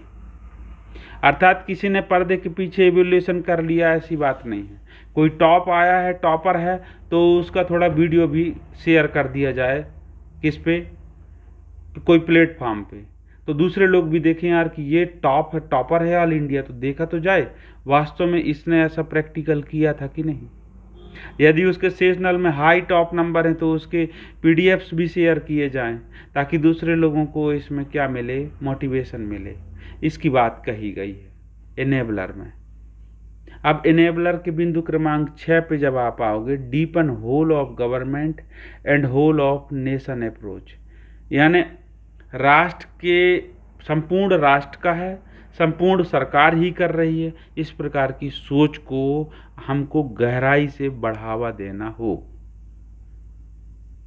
यानी इसका मुख्य मतलब ये है कि यदि कोई कार्य MSDE में आया है, चाहे कंसल्टेंसी में, तो ये नहीं कि ये तो मिनिस्ट्री ऑफ RD का है, ये रेलवे का काम है, ये PHE वालों का काम है, हम कैसे हमारा अपना ठीक है, ऐसा नहीं। जो भी काम कहीं भी हो रहा है वो सब गवर्नमेंट का है। एक हितकारी सोच को विकसित करना है। लेबर मार्केट इंफॉर्मेशन, जो इंफॉर्मेशन सिस्टम है LMIS के माध्यम से, अर्थात ये बात कही गई है कि LMIS किसका है, ministry of labour and employment का। पर ऐसा नहीं कि ये उसी के अधीन है, यानी इसका उपयोग MSDE भी कर सकते हों, इस प्रकार का समावेश होना चाहिए। और गवर्नमेंट के द्वारा ही किया जाता है, इसलिए इसमें नेशनल स्किल डेवलपमेंट मिशन जो है वो तैयार किए जाने की बात की जा रही है। और मिशन में गवर्निंग काउंसिल जो बनेगा, वो गवर्निंग काउंसिल में ये सभी विभागों को, मंत्रालयों को शामिल किया जाएगा, ताकि सबको लगे कि जो भी स्किलिंग का कार्य है वो सिर्फ एक विभाग का नहीं, उन सब का भी है। स्टीयरिंग कमेटी के द्वारा भी इस प्रकार से काम किया जाए कि सभी मंत्रालयों के सचिवों का भी इसमें सहभागिता हो, तो इससे सिद्ध हो जाए कि ये तो सामूहिक सरकारी काम है, ये टोटल सरकार के हित के काम है, देश के हित का काम है। तो इन बिंदुओं पे यहाँ पर जोर देने की बात कही जा रही है। और इसमें ये जो स्टेट स्किल डेवलपमेंट प्लान जैसे संकल्प योजना से करवाते थे, डिस्ट्रिक्ट स्किल डेवलपमेंट प्लान, इसको डेवलप करने, बढ़ावा देने, ताकि गवर्नमेंट के स्कीम्स को, गवर्नमेंट माने टोटल सरकारी काम के रूप में है, भैया ये गवर्नमेंट का है, देश का विकास की हित है, ये सोच को बढ़ावा दिया जा सके। ठीक है, थोड़ा इस पे हम ध्यान डिस्कस करेंगे, हालांकि कर चुके हैं। ये इनके कॉलम में डिवाइड है, देखो, इनिशिएटिव, डिस्क्रिप्शन, थ्रस्ट एनेबलर और की एंटाइटल्स, की एंटिटीज। तो इस पे आप जैसे पहला बिंदु है कि डिजिटल पब्लिक इंफ्रास्ट्रक्चर की बात की जा रही है, तो इसमें डिस्क्रिप्शन ये है कि जो भी डिजिटल से यानी आप डिटेलिंग लेते हैं, जैसे आप एडमिशन किए, फिर आप जो लर्निंग मेथडोलॉजी का इंस्ट्रक्शन भी आप उसमें से प्राप्त कर सकते हैं। आप एग्ज़ाम्स के ओरिएंटेड हॉल टिकट डाउनलोड कर लेंगे, फिर आप परीक्षा देंगे तो उसमें आपका रिजल्ट भी डिक्लेयर होगा। रिजल्ट के बाद आपकी मार्कशीट डिजिटली आपको प्राप्त हो जाएगी। फिर मार्कशीट के साथ साथ आपकी क्या महत्वपूर्ण अगला कह रहा है कि जैसे सर्टिफिकेशन का कोर्स, तो आपको NTC भी सर्टिफिकेट भी प्राप्त हो जाएगा। अब आपका जॉब पोर्टल में भी अलग से कहीं प्रोफाइल क्रिएट ना करना पड़े, इसलिए एक ऐसा डिजिटल पब्लिक प्लेटफॉर्म हो कि जो आपकी आईडी है वो अपने आप नेशनल कैरियर सेंटर पर भी इंटीग्रेटेड हो जाए। अर्थात अलग से आपने अभी ITI का एडमिशन का काम पूरा किया, पढ़ाई लिखाई रिजल्ट सब आया, अब उसके बाद आपने नेशनल कैरियर सेंटर में अलग आपका रजिस्ट्रेशन होगा। तो ये प्रक्रिया ना करके उन सबको एक साथ मर्ज करके, यानी आप स्टडी में हैं, स्टडी के बाद आप एम्प्लॉयमेंट की रिटेंशन को ट्रैकिंग करने का भी इसमें बात कहा गया है, एक साथ करने के लिए। ये इनेबलर नंबर 1 की टॉपिक है। इसमें labour ministry, electronics information ministry, education और skill development entrepreneurship ministry, NSDC और नेशनल ई-गवर्नेंस डिवीज़न, इनको एक साथ मिलाने की बात ये पहले बिंदु पे आती है, पहले इनिशिएटिव पे। अब जब दूसरे इनिशिएटिव पे जब हम लोग चर्चा करें तो लेबर मार्केट का डायनेमिक डिटेल, माने जो भी आपने पढ़ाई करने के बाद अथवा RPL के माध्यम से, जैसे कोई RPL के माध्यम से भी प्रशिक्षित हो गए, या PM विश्वकर्मा स्कीम के माध्यम से किसी ने प्रशिक्षण लिया, या गुरु शिष्य परंपरा के उनके अधीन, तो किसी भी अन्य माध्यम से प्रशिक्षित है लेकिन उसके पास प्रमाण पत्र NCVET या SSC के द्वारा जनरेट करके दिया गया, तो वो क्या होगा, लेबर मार्केट में उसका फटाक से उसका डिटेलिंग अपलोड हो जाए, और वो उसमें दूसरे सेक्टर के भी देख सकें कि उनको ज़रूरत है हमको स्किल्ड लेबर की, तो वो उसी प्लेटफॉर्म से उठा लिए जाएं। तो इसमें commerce and industry, corporate affairs, MSME, state government, MSDE, labour ministry, ये सबको इंक्लूड करने की बात दूसरे बिंदु पे कही जा रही है। जब हम तीसरे बिंदु पे आते हैं तो ये दिख रहा है digital life long learning account, यानी एक यूनिक अकाउंट, जैसे प्रोफाइल बनता है ना, आधार में ID बन गई, जैसे डिजिलॉकर बन गया, वैसे भी एक आपकी जैसे अपार ID बन गई, तो वैसे ही एक लाइफ लॉन्ग लर्निंग की एक अकाउंट बन जाए आपकी। और डिजिलॉकर अपार ID का ही यूज करके कह रहा है, अपार ID का प्रयोग करके एक लाइफ लॉन्ग यानी DLLA बन जाए आपका। तो इसमें आप बीच बीच में भी जो भी और बीच बीच में स्किलिंग सीख रहे हो ऑनलाइन या ऑफलाइन, तो उसका रिजल्ट जो भी सर्टिफिकेट जनरेट हो अपने आप आपके उस आईडी में वो क्रेडिट के रूप में जुड़ता जाए। तो आपको फिर बाद में एडिट करवाना, अपलोड करवाना, ये किसकी ज़रूरत नहीं, वो ऑटोमेटिक अपलोड होता रहे। और उसको जो भी विंडो खोल के आप दिखाएंगे तो उसमें पुराने आपकी हिस्ट्री आ जाएगी, हायरार्की, कब पढ़े थे, कहाँ पढ़े थे, क्या सीखे थे, ऑनलाइन सीखे थे, कर्मयोगी से सीखे थे, वो पूरा डिटेल आ जाए। तो इसमें मिनिस्ट्री ऑफ लेबर और मिनिस्ट्री ऑफ एमएसडी तो हैं, पर साथ में मिनिस्ट्री ऑफ एजुकेशन, एमएसएमई और एनसीवेट भी इसमें इंक्लूड करते हुए इस प्रकार से डाटाबेस बनाने की बात इसमें कही गई है। आगे चलते हैं, चौथा में देखिए, फार्मलाइज नैनो एंटरप्राइजेस। छोटे छोटे जो एंटरप्राइज हैं उनको औपचारिक बना देना। तो इसके लिए एमएसएमई और एमएसडीई को ये काम इकट्ठे जॉइंट वेंचर में करना होगा।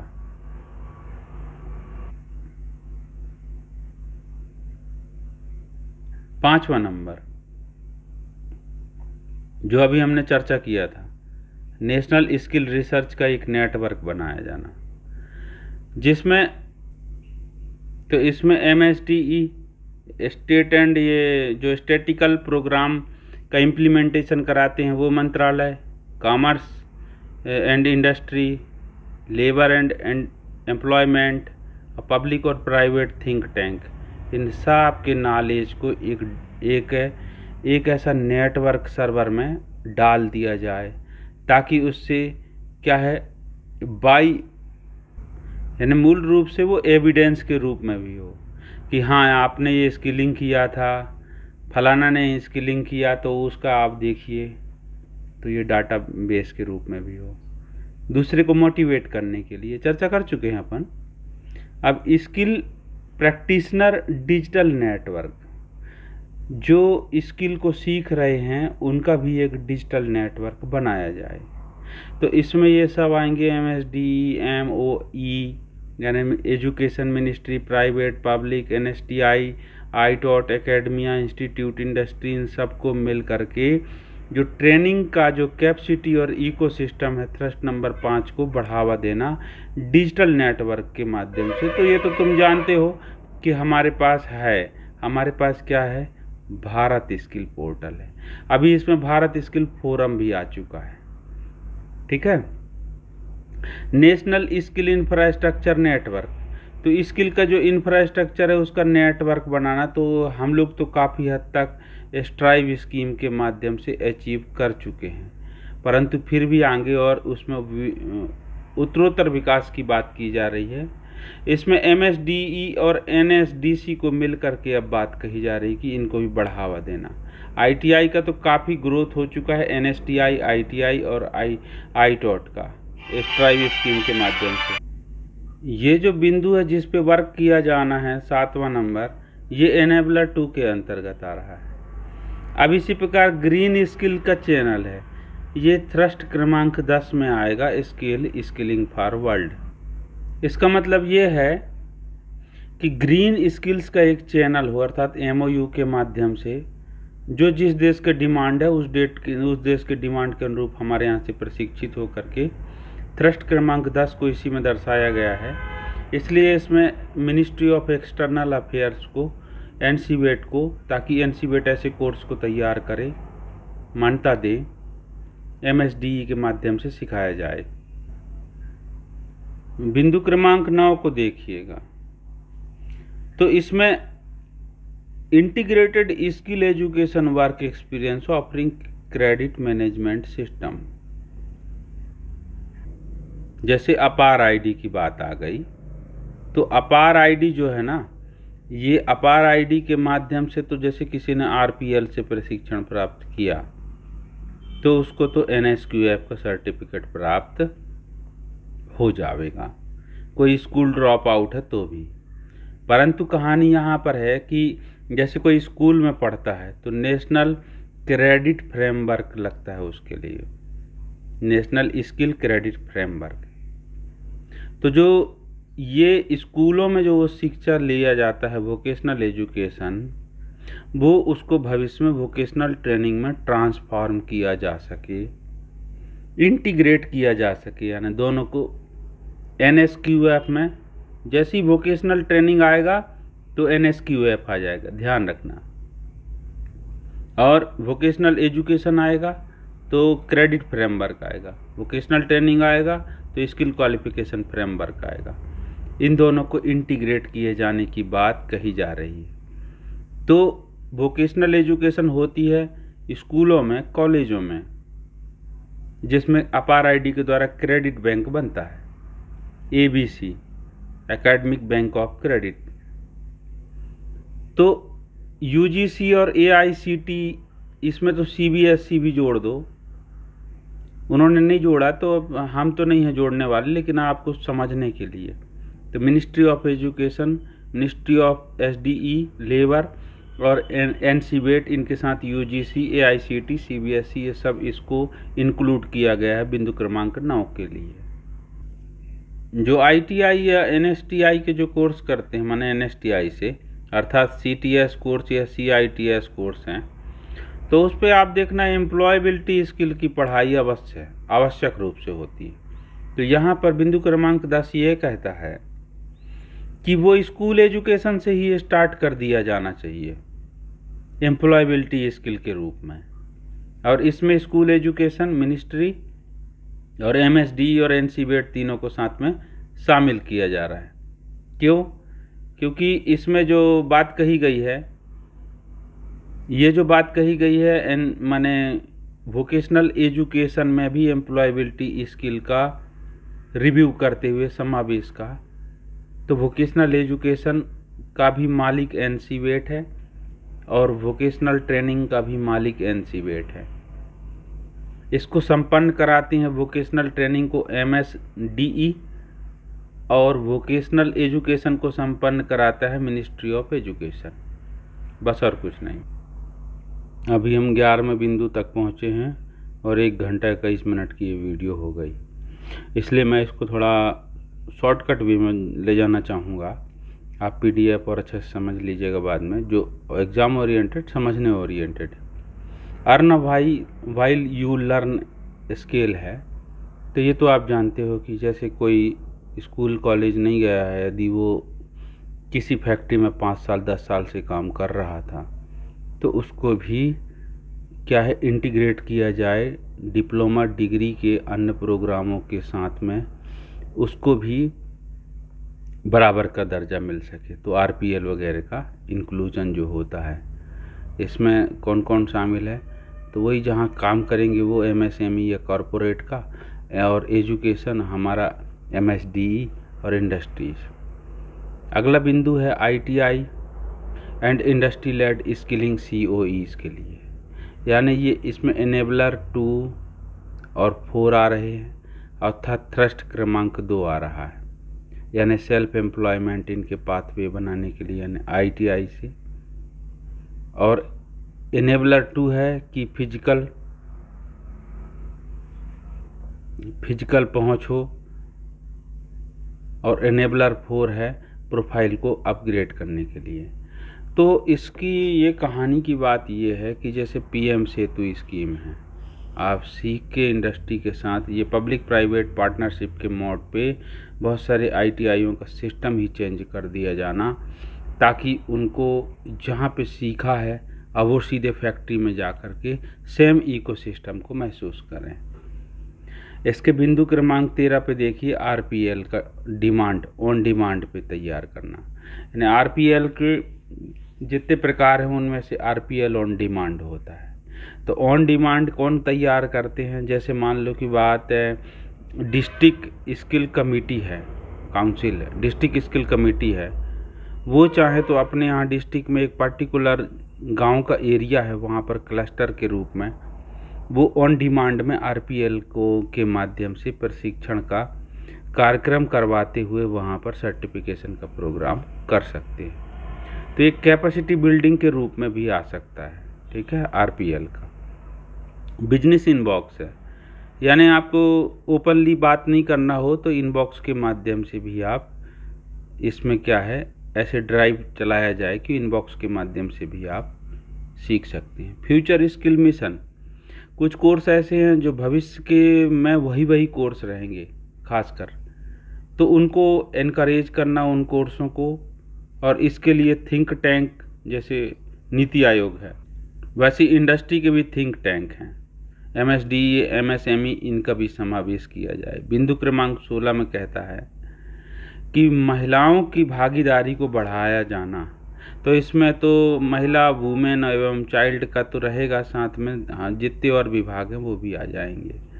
तो हम अब आगे चलते हैं स्किल मुद्रा ई वाउचर के रूप में। इम्पैक्ट बॉन्ड, देखो स्किल इम्पैक्ट बॉन्ड जो चल रहा था, याद कीजिए पिछले वीडियो में हमने लाया था स्किल इम्पैक्ट बॉन्ड SIB।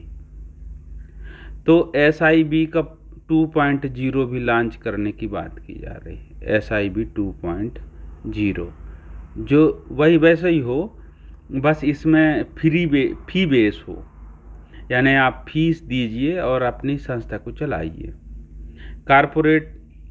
ये सब में NSD आएगा, देख लेना, NSDC आएगा, जैसे कारपोरेट प्रोटोनेज प्रोग्राम है, ग्रास रूट एंगेजमेंट, स्किल सखी, ये सब स्कीम हैं, छोटी छोटी स्कीम हैं। तो इन सब में MSDE की तरफ से या तो निस्बड आएंगे या NSDC आएंगे। एक बात ध्यान रखिएगा कि जो शॉर्ट में हमने डिस्कशन किया उसका ये डिटेल्ड आएगा। आप तो इस पर डिस्कशन करेंगे तो 5-6 घंटे की वीडियो जाएगी, इसलिए इसको मैं स्लो मोशन में स्किप कर रहा हूँ। वही जो हमने चर्चा किया था वही बिंदु हैं इस पे। जैसे पहला बिंदु है institutional dynamic demand planning for skill programs. तो इसमें स्किल प्रोग्राम के लिए क्या क्या आप कर सकते हैं। दूसरा थ्रस्ट नंबर 2, थ्रस्ट नंबर 3,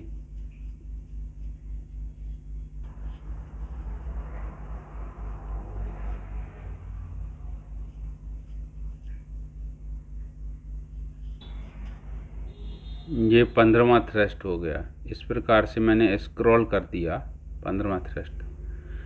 अब की एनेबलर के लिए है, जैसे थ्रस्ट के लिए डिटेल्ड डिस्कशन हुआ, अब की एनेबलर के लिए।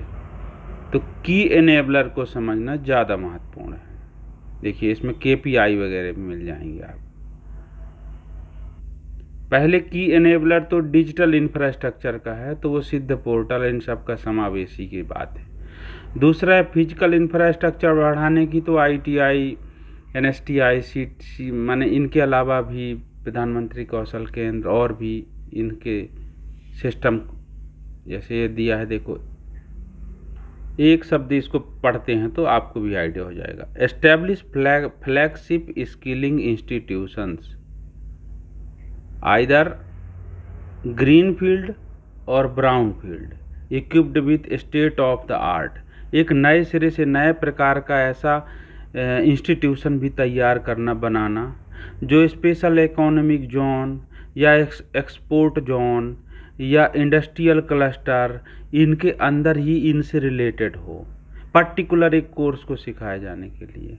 तो इस प्रकार से फिजिकल इंफ्रास्ट्रक्चर को भी ग्रोथ देने की बात कही गई। आउटकम लेड फाइनेंस है, तो इसमें भी है फाइनेंस का सपोर्ट देने की बात की गई। सबसे ज़्यादा महत्वपूर्ण ये बिंदु है strengthening monitoring evaluation and learning. इसके जो एनेबलर की बात कही गई है, तो इसमें भी मिशन, एक मिशन डायरेक्टेड बनाने की बात है। जैसे मिशन आया था नेशनल स्किल डेवलपमेंट मिशन, तो इसमें KPI और उसकी स्टीयरिंग कमेटी, गवर्निंग कमेटी, उसमें कौन कौन और इंक्लूड किए जाएं, तो इस पे हम लोग थोड़ा सा समय ज़रूर देंगे। तो इसकी बिंदु नंबर ये पहले पे देखिए, national skill development mission, state skill development mission, ये इस पॉलिसी को इम्प्लीमेंट कराने के लिए सेंट्रल लेवल पे national skill development mission, state level पे state skill development mission apex body के रूप में, यानी सर्वोच्च संस्था के रूप में कार्य करेंगे, अपेक्स बॉडी के रूप में। तो जैसे नेशनल स्किल डेवलपमेंट मिशन को कब सेटअप किया गया था, 2015 में, जब नेशनल स्किल डेवलपमेंट पॉलिसी आई थी, तो उसमें ये मिशन था। तो ये मिशन का एक्चुअली क्या था, ये 3 स्ट्रक्चर था, 3 स्ट्रक्चर में था। एक गवर्निंग काउंसिल, ये सबसे अपेक्स थी, सबसे सर्वोच्च रूप में थी, जिसमें मोदी साहब भी रहते हैं और अन्य मंत्रालयों के मंत्री साहब रहते हैं। ये गवर्निंग काउंसिल है। और दूसरी है दूसरी कौन है कि एग्जीक्यूटिव कमेटी, तो जो एग्जीक्यूटिव कमेटी है। और तीसरी है कि मिशन डायरेक्टरेट है। तो एक दूसरी स्टीयरिंग कमेटी भी है, इसमें दिया नहीं है वैसे। 3 लेयर का होता है। 3 लेयर में पहला है गवर्निंग काउंसिल, ठीक है, दूसरा है स्टीयरिंग कमेटी, और तीसरा है एग्जीक्यूटिव कमेटी और मिशन डायरेक्टरेट, ऐसा है, एंड एमडी कह सकते हैं। तो ये डायरेक्टर एडिशनल डायरेक्टर रैंक के यहाँ पर मिशन डायरेक्टरेट में है। और एग्जीक्यूटिव कमेटी में जॉइंट सेक्रेटरी। स्टीयरिंग कमेटी में क्या है, सेक्रेटरी इनका रैंक है। और गवर्निंग काउंसिल में किसका है, मिनिस्टर, इन सब का इंक्लूजन है। इस प्रकार से 3 लेयर का मिशन डायरेक्टरेट है, जिसको कहते हैं नेशनल स्किल डेवलपमेंट मिशन। और हर स्टेट में स्टेट स्किल डेवलपमेंट मिशन के कारण से जिस राज्य में आपने स्किल डेवलपमेंट का जो डायरेक्टरेट देखा होगा ना, उनके मंत्री भी सेपरेट होंगे, चाहे वो इंडिपेंडेंट चार्ज में हो, चाहे वो मिनिस्टर ऑफ स्टेट हो वहाँ पे, यानी कैबिनेट ना होकर के स्टेट भी हों, लेकिन इंडिपेंडेंट रूप में होंगे। क्यों होंगे? क्योंकि स्टेट स्किल डेवलपमेंट मिशन के वो चेयरपर्सन वो ही होंगे, पदेन। वहाँ पर भी जो गवर्निंग काउंसिल बनेगी स्टेट लेवल की ना, उसके पदेन अध्यक्ष वही होंगे। जैसे हमारे प्यारे मध्य प्रदेश में आदरणीय श्री डॉक्टर गौतम टेटवाल साहब हैं, मंत्री महोदय। अगला काम ये कह रहा है कि MSDE का ये पॉलिसी को इम्प्लीमेंट करने में क्या रोल रहेगा। तो MSDE सब प्रकार से जिम्मेदारी MSDE की रहेगी, ये भी बात इस पे कही गई है। अब सब प्रकार की क्वालिटी से लेकर के असेसमेंट और उसका चेक करना, यहाँ तक कि NSDM, ये देखो स्ट्रेंथनिंग करंट 3 लेयर जो स्ट्रक्चर है उसको मजबूती देने का काम भी MSDE का होगा। स्टेट लेवल के SSDM का, इनका भी काम। और डिस्ट्रिक्ट लेवल पर भी भाई साहब, डिस्ट्रिक्ट स्किल डेवलपमेंट मिशन भी डिस्ट्रिक्ट लेवल पे बनाए जाने की बात इस पॉलिसी में कही जा रही है। ध्यान रखना, डिस्ट्रिक्ट लेवल पे भी डिस्ट्रिक्ट स्किल डेवलपमेंट मिशन बनेगा, यानी निश्चित है कि वहाँ पर वहाँ के सांसद या विधायक महोदय उसके अध्यक्ष बनेंगे, ये तो बात तय है। जैसे दिशा कमेटी बनती है डिस्ट्रिक्ट पे इनिशिएटिव पे, तो उसमें सांसद महोदय उसके अध्यक्ष होते हैं, कलेक्टर महोदय उसके सचिव कहलाते हैं।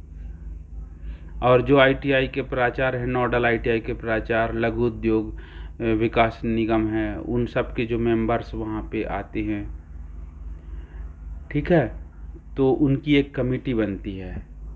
अब हम रोल MSDE के और क्या रोल काल हैं, तो वो KPI बनाएंगे, की परफॉर्मेंस इंडिकेटर, ये बनाएंगे कौन, इंडिकेटर कौन बनाएंगे, MSDE। अगला पॉइंट है कि MSDE के द्वारा मॉनिटरिंग, इवैल्यूएशन, लर्निंग, ये MEL से संबंधित नीति बनाना, गाइडलाइन बनाना, इम्प्लीमेंट करवाना, ये पूरी जिम्मेदारी MSDE की होगी। मिनिस्ट्री ऑफ स्किल डेवलपमेंट, वो तो नेचुरल बात है, वो तो मिनिस्ट्री ऑफ स्किल डेवलपमेंट की ही जिम्मेदारी होगी। अब इसमें कह रहा है कि दूसरे अन्य मंत्रालयों का क्या रोल होगा। तो दूसरे अन्य मंत्रालयों का मूल रूप से यही आप समझ लीजिए कि जो भी स्कीम अन्य मंत्रालयों के अंतर्गत चल रहे हैं, तो वैसे ही और स्कीम को तैयार करना, अथवा उन स्कीम को नए पॉलिसी के अनुरूप उनको इवैल्यूएशन करना, उनमें रूपांतरित करना, वहाँ भी परिवर्तित करना। और जो भी अन्य मंत्रालय या विभागों में स्किलिंग के प्रोग्राम होते हैं, उनको एक सिंगल प्लेटफॉर्म में, चाहे सिद्ध पोर्टल के माध्यम से हो, कन्वर्जेंस देना, सहभागिता दिखाना, अपना अपना सेपरेट नहीं रखना, यानी वो सब एक प्लेटफॉर्म के अंतर्गत वो सभी के सभी संबंधित और संदर्भित हो जावे। ये इसकी पॉलिसी में तैयारी की बात कही गई। राज्यों के क्या रोल काल हो जाएंगे, तो upload there state skill development policy, अपने राज्यों का खुद का स्टेट स्किल डेवलपमेंट पॉलिसी तैयार करवाना, उसको अपलोड करना डिजिटली भी, और हार्ड सॉफ्ट कॉपी दोनों के माध्यम से।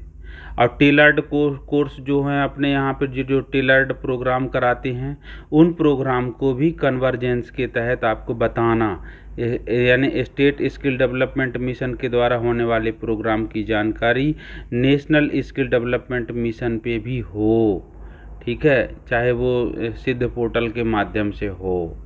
यह है स्टेट की जिम्मेदारी। अब सेक्टर की जिम्मेदारी, सेक्टर मतलब जो एसएससी होते हैं उनकी जिम्मेदारी क्या है, तो on the job training provide कराने के लिए, इंटीग्रेटेड डिग्री प्रोग्राम चलाने के लिए, यानी अप्रेंटिसशिप इन इंटीग्रेटेड डिग्री प्रोग्राम चलाने के लिए, लाइफ लॉन्ग लर्निंग के प्रोग्राम के लिए, सीएसआर से संबंधित जो माने फंड रेज करना या सीएसआर का रोल प्ले करना, उसके जितने बिंदु हैं, मॉडल्स हैं, वो सब काम एसएससी के अंतर्गत एनएसडीसी के माध्यम से कहा गया है, ठीक है। अब सोसाइटी या ऑर्गेनाइजेशंस के इसमें क्या रोल होंगे, तो कुछ ऐसे सोसाइटी हैं जो नॉन प्रॉफिट हैं, कुछ प्रॉफिट बेस्ड पे हैं, कुछ ऑर्गेनाइजेशंस हैं, तो उनके क्या रोल काल हैं, तो उनके भी वही रोल होंगे कि कैपेसिटी बिल्डिंग प्रोग्राम के लिए उनका पूर्ण सहयोग होना चाहिए। तो इसके अंतर्गत ये भी कर सकते हैं कि वो माइक्रो फाइनेंस और बिजनेस डेवलपमेंट की ट्रेनिंग आयोजित करवा सकते हैं, छोटे छोटे नैनो और माइक्रो एंटरप्राइजेस को डेवलप करवा सकते हैं। ये सोसाइटी का जिम्मेदारी के रूप में सीएसआर में नया रेगुलेशन लाना चाहिए, यानी सीएसआर के जो मॉडल है उसमें और संशोधन करते हुए उनके द्वारा स्किलिंग का प्रोग्राम बढ़ाना, एंटरप्रेन्योरशिप उद्यमी बनाना, इस प्रकार के भी प्रोग्राम संचालित करवाए जाना चाहिए। प्राइवेट सेक्टर के रोल क्या होंगे, ये मिशन डायरेक्टेड, यानी नेचुरल बात है कि अब हम जो पढ़ रहे हैं वो क्या पढ़ रहे हैं जानते हो, national policy for skill development and entrepreneurship 2025 के अंतर्गत भविष्य में जब ये बनेगा तो नेशनल स्किल डेवलपमेंट मिशन को हम पढ़ रहे हैं, जो 2025 के नाम से छप के आएगा। अभी आ जाएगा एक, क्योंकि इसका टैनर अब कंप्लीट हो गया पब्लिक प्लेटफॉर्म पे। रोल ऑफ प्राइवेट सेक्टर में, प्राइवेट सेक्टर ब्रिजिंग का काम कर सकते हैं। जैसे ब्रिजिंग का काम मतलब गवर्नमेंट और इंडस्ट्री है ना, तो इसमें कौन फाइनेंस कंपनीज, ये भी ब्रिजिंग का काम कर सकते हैं दोनों के बीच में, जो फाइनेंस कंपनीज हैं। और इनका जो रोल काल क्या है कि ये मेंटरशिप दे सकते हैं इंडस्ट्री से, इंडस्ट्री के रोल, स्टार्टअप का इनक्यूबेशन तैयार करवाना, यानी स्टार्टअप के इनक्यूबेटर के रूप में फाइनेंस जो दे रहे हैं कैपिटलिस्ट हैं, उनके साथ ये ब्रिजिंग का काम कर सकते हैं, मेंटरशिप का काम कर सकते हैं। इंडस्ट्री का यही रोल रहेगा, इंडस्ट्री अपने से फ्रंट में आकर के खुद सहयोग करें सिखाने के उद्देश्य को, मेंटरशिप के लिए। तो ये थे की थ्रस्ट जो है, हम किसकी बात किए अभी, सबसे महत्वपूर्ण बिंदु क्रमांक 6, एनेबलर नंबर 6, मिशन डायरेक्टेड की बात हुई थी।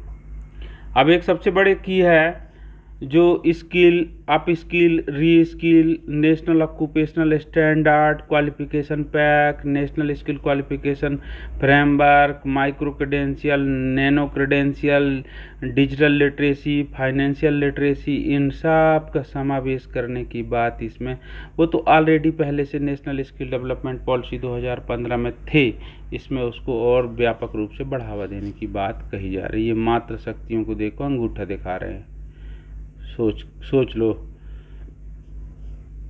अब इन्होंने ये शानदार पॉइंट दिया है कि प्रत्येक बिंदु पे प्लानिंग किन किन पे होनी चाहिए, आवश्यकता कहाँ कहाँ पड़ेगी। तो देखिए उनके कहे अनुसार हर डिस्ट्रिक्ट से भी डिस्ट्रिक्ट स्किल डेवलपमेंट प्लान बनना है, फिर स्टेट स्किल डेवलपमेंट प्लान बनना है, फिर वो नेशनल लेवल पे आएगा। इसी प्रकार एसएससी के द्वारा भी तैयार हो गए, ठीक है, नेशनल ऑक्यूपेशनल स्टैंडर्ड। अब आगे कह रहा है कि यहाँ पर all India quarterly establishment based employment survey, यानी AQEES, यानी हर 3-3 महीने में जा के चेक करना कि भैया आपने जिसको पद में रखा है प्रशिक्षण लेकर आया है जो बच्चा या जो पद में रखा है, क्या वो अभी भी है कि निकाल दिया गया है या निकल गया है। तो उसमें उसको देखते हैं, एम्प्लॉयमेंट का सर्वे देखा जाएगा 3-3 महीने में जाके, कि आपने बताया कि आपके पास इतने हैं, वैकेंसी क्यों नहीं क्रिएट हुई है, वैकेंसी है नहीं है क्या, इन सब पे डिस्कशन। जिसमें ये भी देखा जाएगा कि LMIS को क्या एडॉप्ट किया गया है, किसके द्वारा, एस्टेब्लिशमेंट के द्वारा। दूसरे नंबर के थ्रस्ट पे जब आते हैं हम, तो इसमें आवश्यकता कहाँ पे दर्शाई गई, तो इसके क्रेडिट की बात की गई कि ITI में हो, चाहे शॉर्ट टर्म ट्रेनिंग कोर्स हो, चाहे कोई दूसरे इंस्टीट्यूशन, चाहे नीलिट से हो, लॉन्ग टर्म ट्रेनिंग कोर्स हो, इन सब में स्कूल से, एजुकेशन से आने वाले के प्रति रिजर्वेशन जरूर होना चाहिए, क्योंकि वहाँ से आने वालों की संख्या में सिर्फ 7% की संख्या पाई गई जिन्होंने पहले सीख के आके यहाँ सीखे। क्रेडिट, नेशनल क्रेडिट फ्रेमवर्क के लिए ओवरव्यू कब कब हुआ है, तो ये दे दिया है, ये आप इसको ज़रूर समझ लीजिएगा फुटनोट में। थ्रस्ट 8, इस पर नीड क्या है प्लान में, कॉन्टेक्स्ट एंड नीड, यानी पुराना रिकॉर्ड और नीड देखा जाए तो इसमें female labour force participation rate की बात कही गई।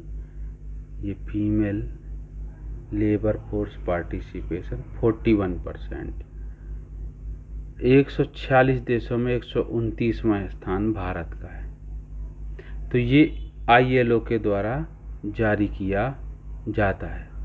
तो इसके अनुरूप संख्या में वृद्धि करना, लड़कियों की संख्या में वृद्धि करना, प्रशिक्षण में भी और नौकरी में भी। MSME मतलब उद्यमिता से संबंधित जो थ्रस्ट है 11, 12, 13, 14, 15, उसमें ये बात कही गई थी, आपने देखा होगा कि लेबर फोर्स टोटल 11 करोड़ ऐसे हैं जो स्टूडेंट के रूप में पढ़ने के बाद 11 करोड़ बेरोजगार हैं, और 22 करोड़ ऐसे हैं जो ना एम्प्लॉयड हैं, ना एजुकेशन प्राप्त किए, ना ट्रेनिंग लिए, और इसमें ऐसे 1.9 करोड़ भी ऐसे लोग हैं जो पहले से नौकरी कर रहे थे, किसी दूसरे नौकरी के तलाश में हैं, अर्थात फ्री हैं लेकिन वो उद्यमी नहीं हैं। तो इस पूरे पोटेंशियल को उपयोग करने की बात इस पॉलिसी में लाई गई है। इसमें देखा जाए कि MSME में जो सेक्टरों में यदि बटा जाए MSME को, तो एग्रीकल्चर सेक्टर में 1.3 करोड़ फार्म हैं, और नॉन एग्रीकल्चर पे 11 करोड़ फार्म हैं, और कॉरपोरेट में माइक्रो एंटरप्राइज में 6.3 करोड़ फार्म हैं, छोटे छोटे उद्यमी के रूप में 3.21 लाख फार्म हैं, और मध्यम में 5,000 लाख फार्म हैं, यानी 0.05 लाख, यानी कहना चाहिए कि 5,000 फार्म हैं टोटल। अब इनसे कहानी क्या होती है कि इनको उपयोग करवाना या इनकी तरह इनको बनाने की बात की है उद्यमी में। तो लाइवलीहुड प्रोग्राम स्व सहायता समूह के माध्यम से या स्टार्टअप स्कीम के माध्यम से, ये पॉलिसी यही कहती है। ये पॉलिसी में जो भी बातें हैं नीड के रूप में, ये बहुत बारीक पॉइंट टू पॉइंट इन्होंने इन्फ्यूज किया है, इस पर रखा है। हम उन पे कंसेप्चुअल बात कर रहे हैं आपके साथ। यदि पॉइंट टू पॉइंट डिस्कशन करेंगे तो 12 से 13 घंटे का वीडियो जाता। जो की स्ट्रेटजी है हमने उस पर डिस्कशन किया। हमने ये भी देखा कि कौन कौन से थ्रस्ट हैं, कौन कौन से एनेबलर हैं, और क्या कंटेक्स्ट है और क्या नीड है प्रति थ्रस्ट के बेस पे, हर थ्रस्ट के आधार पे। ये अभी जितना भी मैं स्क्रॉल कर रहा हूँ ये employment plus self employment plus entrepreneur से रिलेटेड थ्रस्ट हैं, उनके की फीचर्स हैं, मतलब एजेंडा किन किन बिंदुओं पे तैयार होगा। तो ये तो पब्लिक डिबेट में है, ठीक है। तो आज की वीडियो को हम यहीं क्लोज करेंगे। इसमें हमने काफ़ी एक एक पॉइंट टू पॉइंट डिस्कशन किया। ये पॉलिसी है। इसके अंत में चैप्टर 25 में अपेंडिक्स दिया है, overview of approach and methodology for skill development entrepreneurship policy 2025। तो इसमें ये कह रहा है कि ये पॉलिसी को तैयार करने में, पॉलिसी तैयार होने में पहले जो कोर पार्टी हैं एमएसडी के, एनएसडीसी, डीजीटी, एनसीवेट, इनके ग्रुप, इनके सीनियर, उनके कंसल्टेंट माने सीनियर जो ऑफिशियल्स हैं उनके द्वारा रिव्यू किया गया और लगभग 45 से ज़्यादा जो एक्सपर्ट हैं 11 राज्यों से और 22 कुछ ऐसे ग्रुप हैं लर्नर्स की, उनमें बीच में डिस्कशन करके लगभग 100 संगठनों के बीच में बात करके मंत्री महोदय के सहमति से तैयार करते हुए इसको पब्लिक प्लेटफॉर्म पे लाया गया। तो इसको 4 चरण में चरणबद्ध किया गया। पहला, मई से जुलाई के बीच में 2024 को एक बेसलाइन तैयार की गई जिसमें 28 मंत्रालय, 21 राज्यों के कहना चाहिए स्किलिंग बॉडीज़ थे और 14 गवर्नमेंट के ऑर्गेनाइजेशंस थे, 10 इकोसिस्टम के प्लेयर्स थे। इनके साथ बैठक करके पहले फेज़ में ये तैयार किया गया। दूसरे फेज़ में अगस्त से सितंबर 2024 के बीच में असेसमेंट और फील्ड वैलिडेशन से रिलेटेड टॉपिक पर डिस्कशन हुआ। फिर अक्टूबर से 24 दिसंबर के बीच में तीसरे फेज़ में डिस्कशन हुआ, पॉलिसी की ड्राफ्टिंग तैयार की गई कि किन किन बिंदुओं को कैसे कैसे कॉन्टेक्स्ट तैयार किया जाएगा। फेज़ 4 में जनवरी से फरवरी 2025 के बीच में फिजिकल डिजिटल हाइब्रिड कन्वर्जेंस लेते हुए ड्राफ्ट किया गया पॉलिसी के central government bodies, state government, other ecosystem, इन सब के साथ जनवरी से ये क्या किया गया है, इन स्टेक होल्डर्स के साथ डिजिटल, फिजिकल और हाइब्रिड मोड पे कन्वेनिंग की, इनको तैयार भी किया। और फेज़ नंबर 5 पे यह ड्राफ्ट जब बन के तैयार हो गया तो पॉलिसी को फाइनलाइज करने के लिए डिस्कशन मोड पे रख दिया गया है और इसको फीडबैक के लिए रखा गया है। किस पे रखा गया है, माई स्कीम government.gov.in, इस पे रखा गया है, ध्यान रखिएगा। अब उसके बारे में ये डिटेल में बता रहा है कि क्या क्या चीज़ बेसलाइन के रूप में लिया गया। फिर फेज़ 2 में असेसमेंट और फील्ड को वैलिडेट करने के लिए कौन कौन से पॉइंट पे डिस्कशन हुआ। तीसरा, इसकी पॉलिसी को ड्राफ्ट करने के लिए क्या क्या सहमतियां तैयार की गई, उसको ड्राफ्टिंग किया गया, लिखना, तैयार करना, कौन से फ़ोटो को इंक्लूड करना, हटाना, यहाँ कौन से बिंदु को लाना, कौन से पार्टी के द्वारा करवाना। इस प्रकार से फेज़ 5 में पॉलिसी को फाइनलाइज भी किया गया। तो ये थी पॉलिसी की ड्राफ्टिंग की बात। इसमें ऑर्गेनाइजेशन और डेजिग्नेशन वाले ये लोग हैं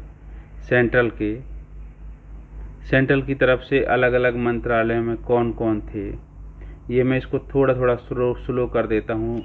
टेक्सटाइल मंत्रालय से, फिर इलेक्ट्रोमिटी से, MOL से, MSD से, ये अलग अलग मंत्रालयों से अलग अलग थे। ठीक है, तो जो ये लिस्ट है इसको मैं थोड़ा स्लो करता हूँ, स्क्रॉल करता हूँ, आप देख लीजिएगा। बहुत बड़ी लिस्ट है, एक एक को कहना मुश्किल है। अब इसमें सेंट्रल गवर्नमेंट में सिर्फ मंत्रालय के अलावा राज्य भी थे। तो राज्यों में आसाम, गुजरात, कर्नाटक, जम्मू कश्मीर, ठीक है, राजस्थान, महाराष्ट्र, ओडिशा, तमिलनाडु, ओडिशा। फिर और दूसरे गवर्नमेंट बॉडी में देखा जाए तो AICTE, फिर नेशनल एजुकेशन टेक्नोलॉजी फोरम है, IIE Guwahati, NSDC, NCVET, UGC, ये सब पार्टी थे। अदर सिस्टम में देखा जाए, अदर माने प्लेयर के रूप में आए तो ब्रिटिश एशियन ट्रस्ट है, स्किल इम्पैक्ट बॉन्ड वाले। लेदर सेक्टर काउंसिल है, टाटा स्ट्राइप की तरफ से आए थे, प्रथम फाउंडेशन की तरफ से आए थे, प्रथम एजुकेशन फाउंडेशन की तरफ से, ब्रिटिश एशियन ट्रस्ट है, नासकॉम से, फिर क्रेडियाई से, फिक्की से, ये बहुत पूरी लिस्ट है। ठीक है, और देखा जाए तो आपके सामने स्क्रॉल कर रहा हूँ, देखिए, यानी ये सिंपल ऐसी ड्राफ्टिंग नहीं हुई है, इसमें बहुत लंबा प्रोग्राम, बहुत लंबा कहना चाहिए बैठकें हुई है 5 चरण में, तब जा कर के ये तैयार हुआ है। ड्राफ्टिंग के अलावा पर्टिकुलर स्किलिंग के लिए कौन कौन लाएंगे कंटेंट, यानी स्किलिंग के प्रोग्राम भी, तो उनके लिए भी रिप्रेजेंटेटिव करने के लिए, जैसे आरडी से दीनदयाल उपाध्याय ग्रामीण कौशल्या योजना, इसके अंतर्गत, ठीक है, ये आरसीटी के माध्यम से, तो इनके भी प्रोग्राम को, नैप्स स्कीम, जेएसएस, पीएम दक्ष, अटल वायु, ये देख लो, अटल वायु अभ्युदय योजना, अटल वायु अभ्युदय योजना है।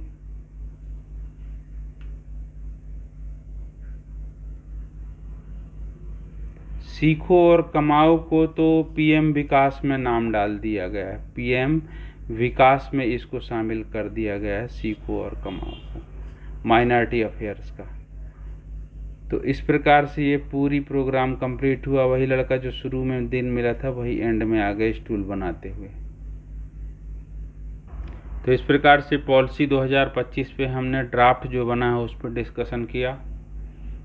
आप जो वीडियो तैयार बनाने की हम कोशिश करेंगे, तो वो वीडियो मध्य प्रदेश सरकार, Madhya Pradesh skill development and, अब तो एंटरप्रेन्योरशिप अलग है मध्य प्रदेश में, तो स्किल डेवलपमेंट एंड एम्प्लॉयमेंट साथ में है, मगर तो स्किल डेवलपमेंट एंड एम्प्लॉयमेंट के जो डिपार्टमेंट है, उनके जो मंत्रालय है, हम उसी पे फोकस करेंगे जिसके अंतर्गत हमारी सेवाएं हैं, जो कोर्स ओरिएंटेड है। ठीक है, तो मित्रों, आज हम ये वीडियो को यहीं क्लोज करेंगे। कैसा लगा ज़रूर बताइएगा। ये मेरा चैनल है, सब्सक्राइब कीजिएगा प्लीज़।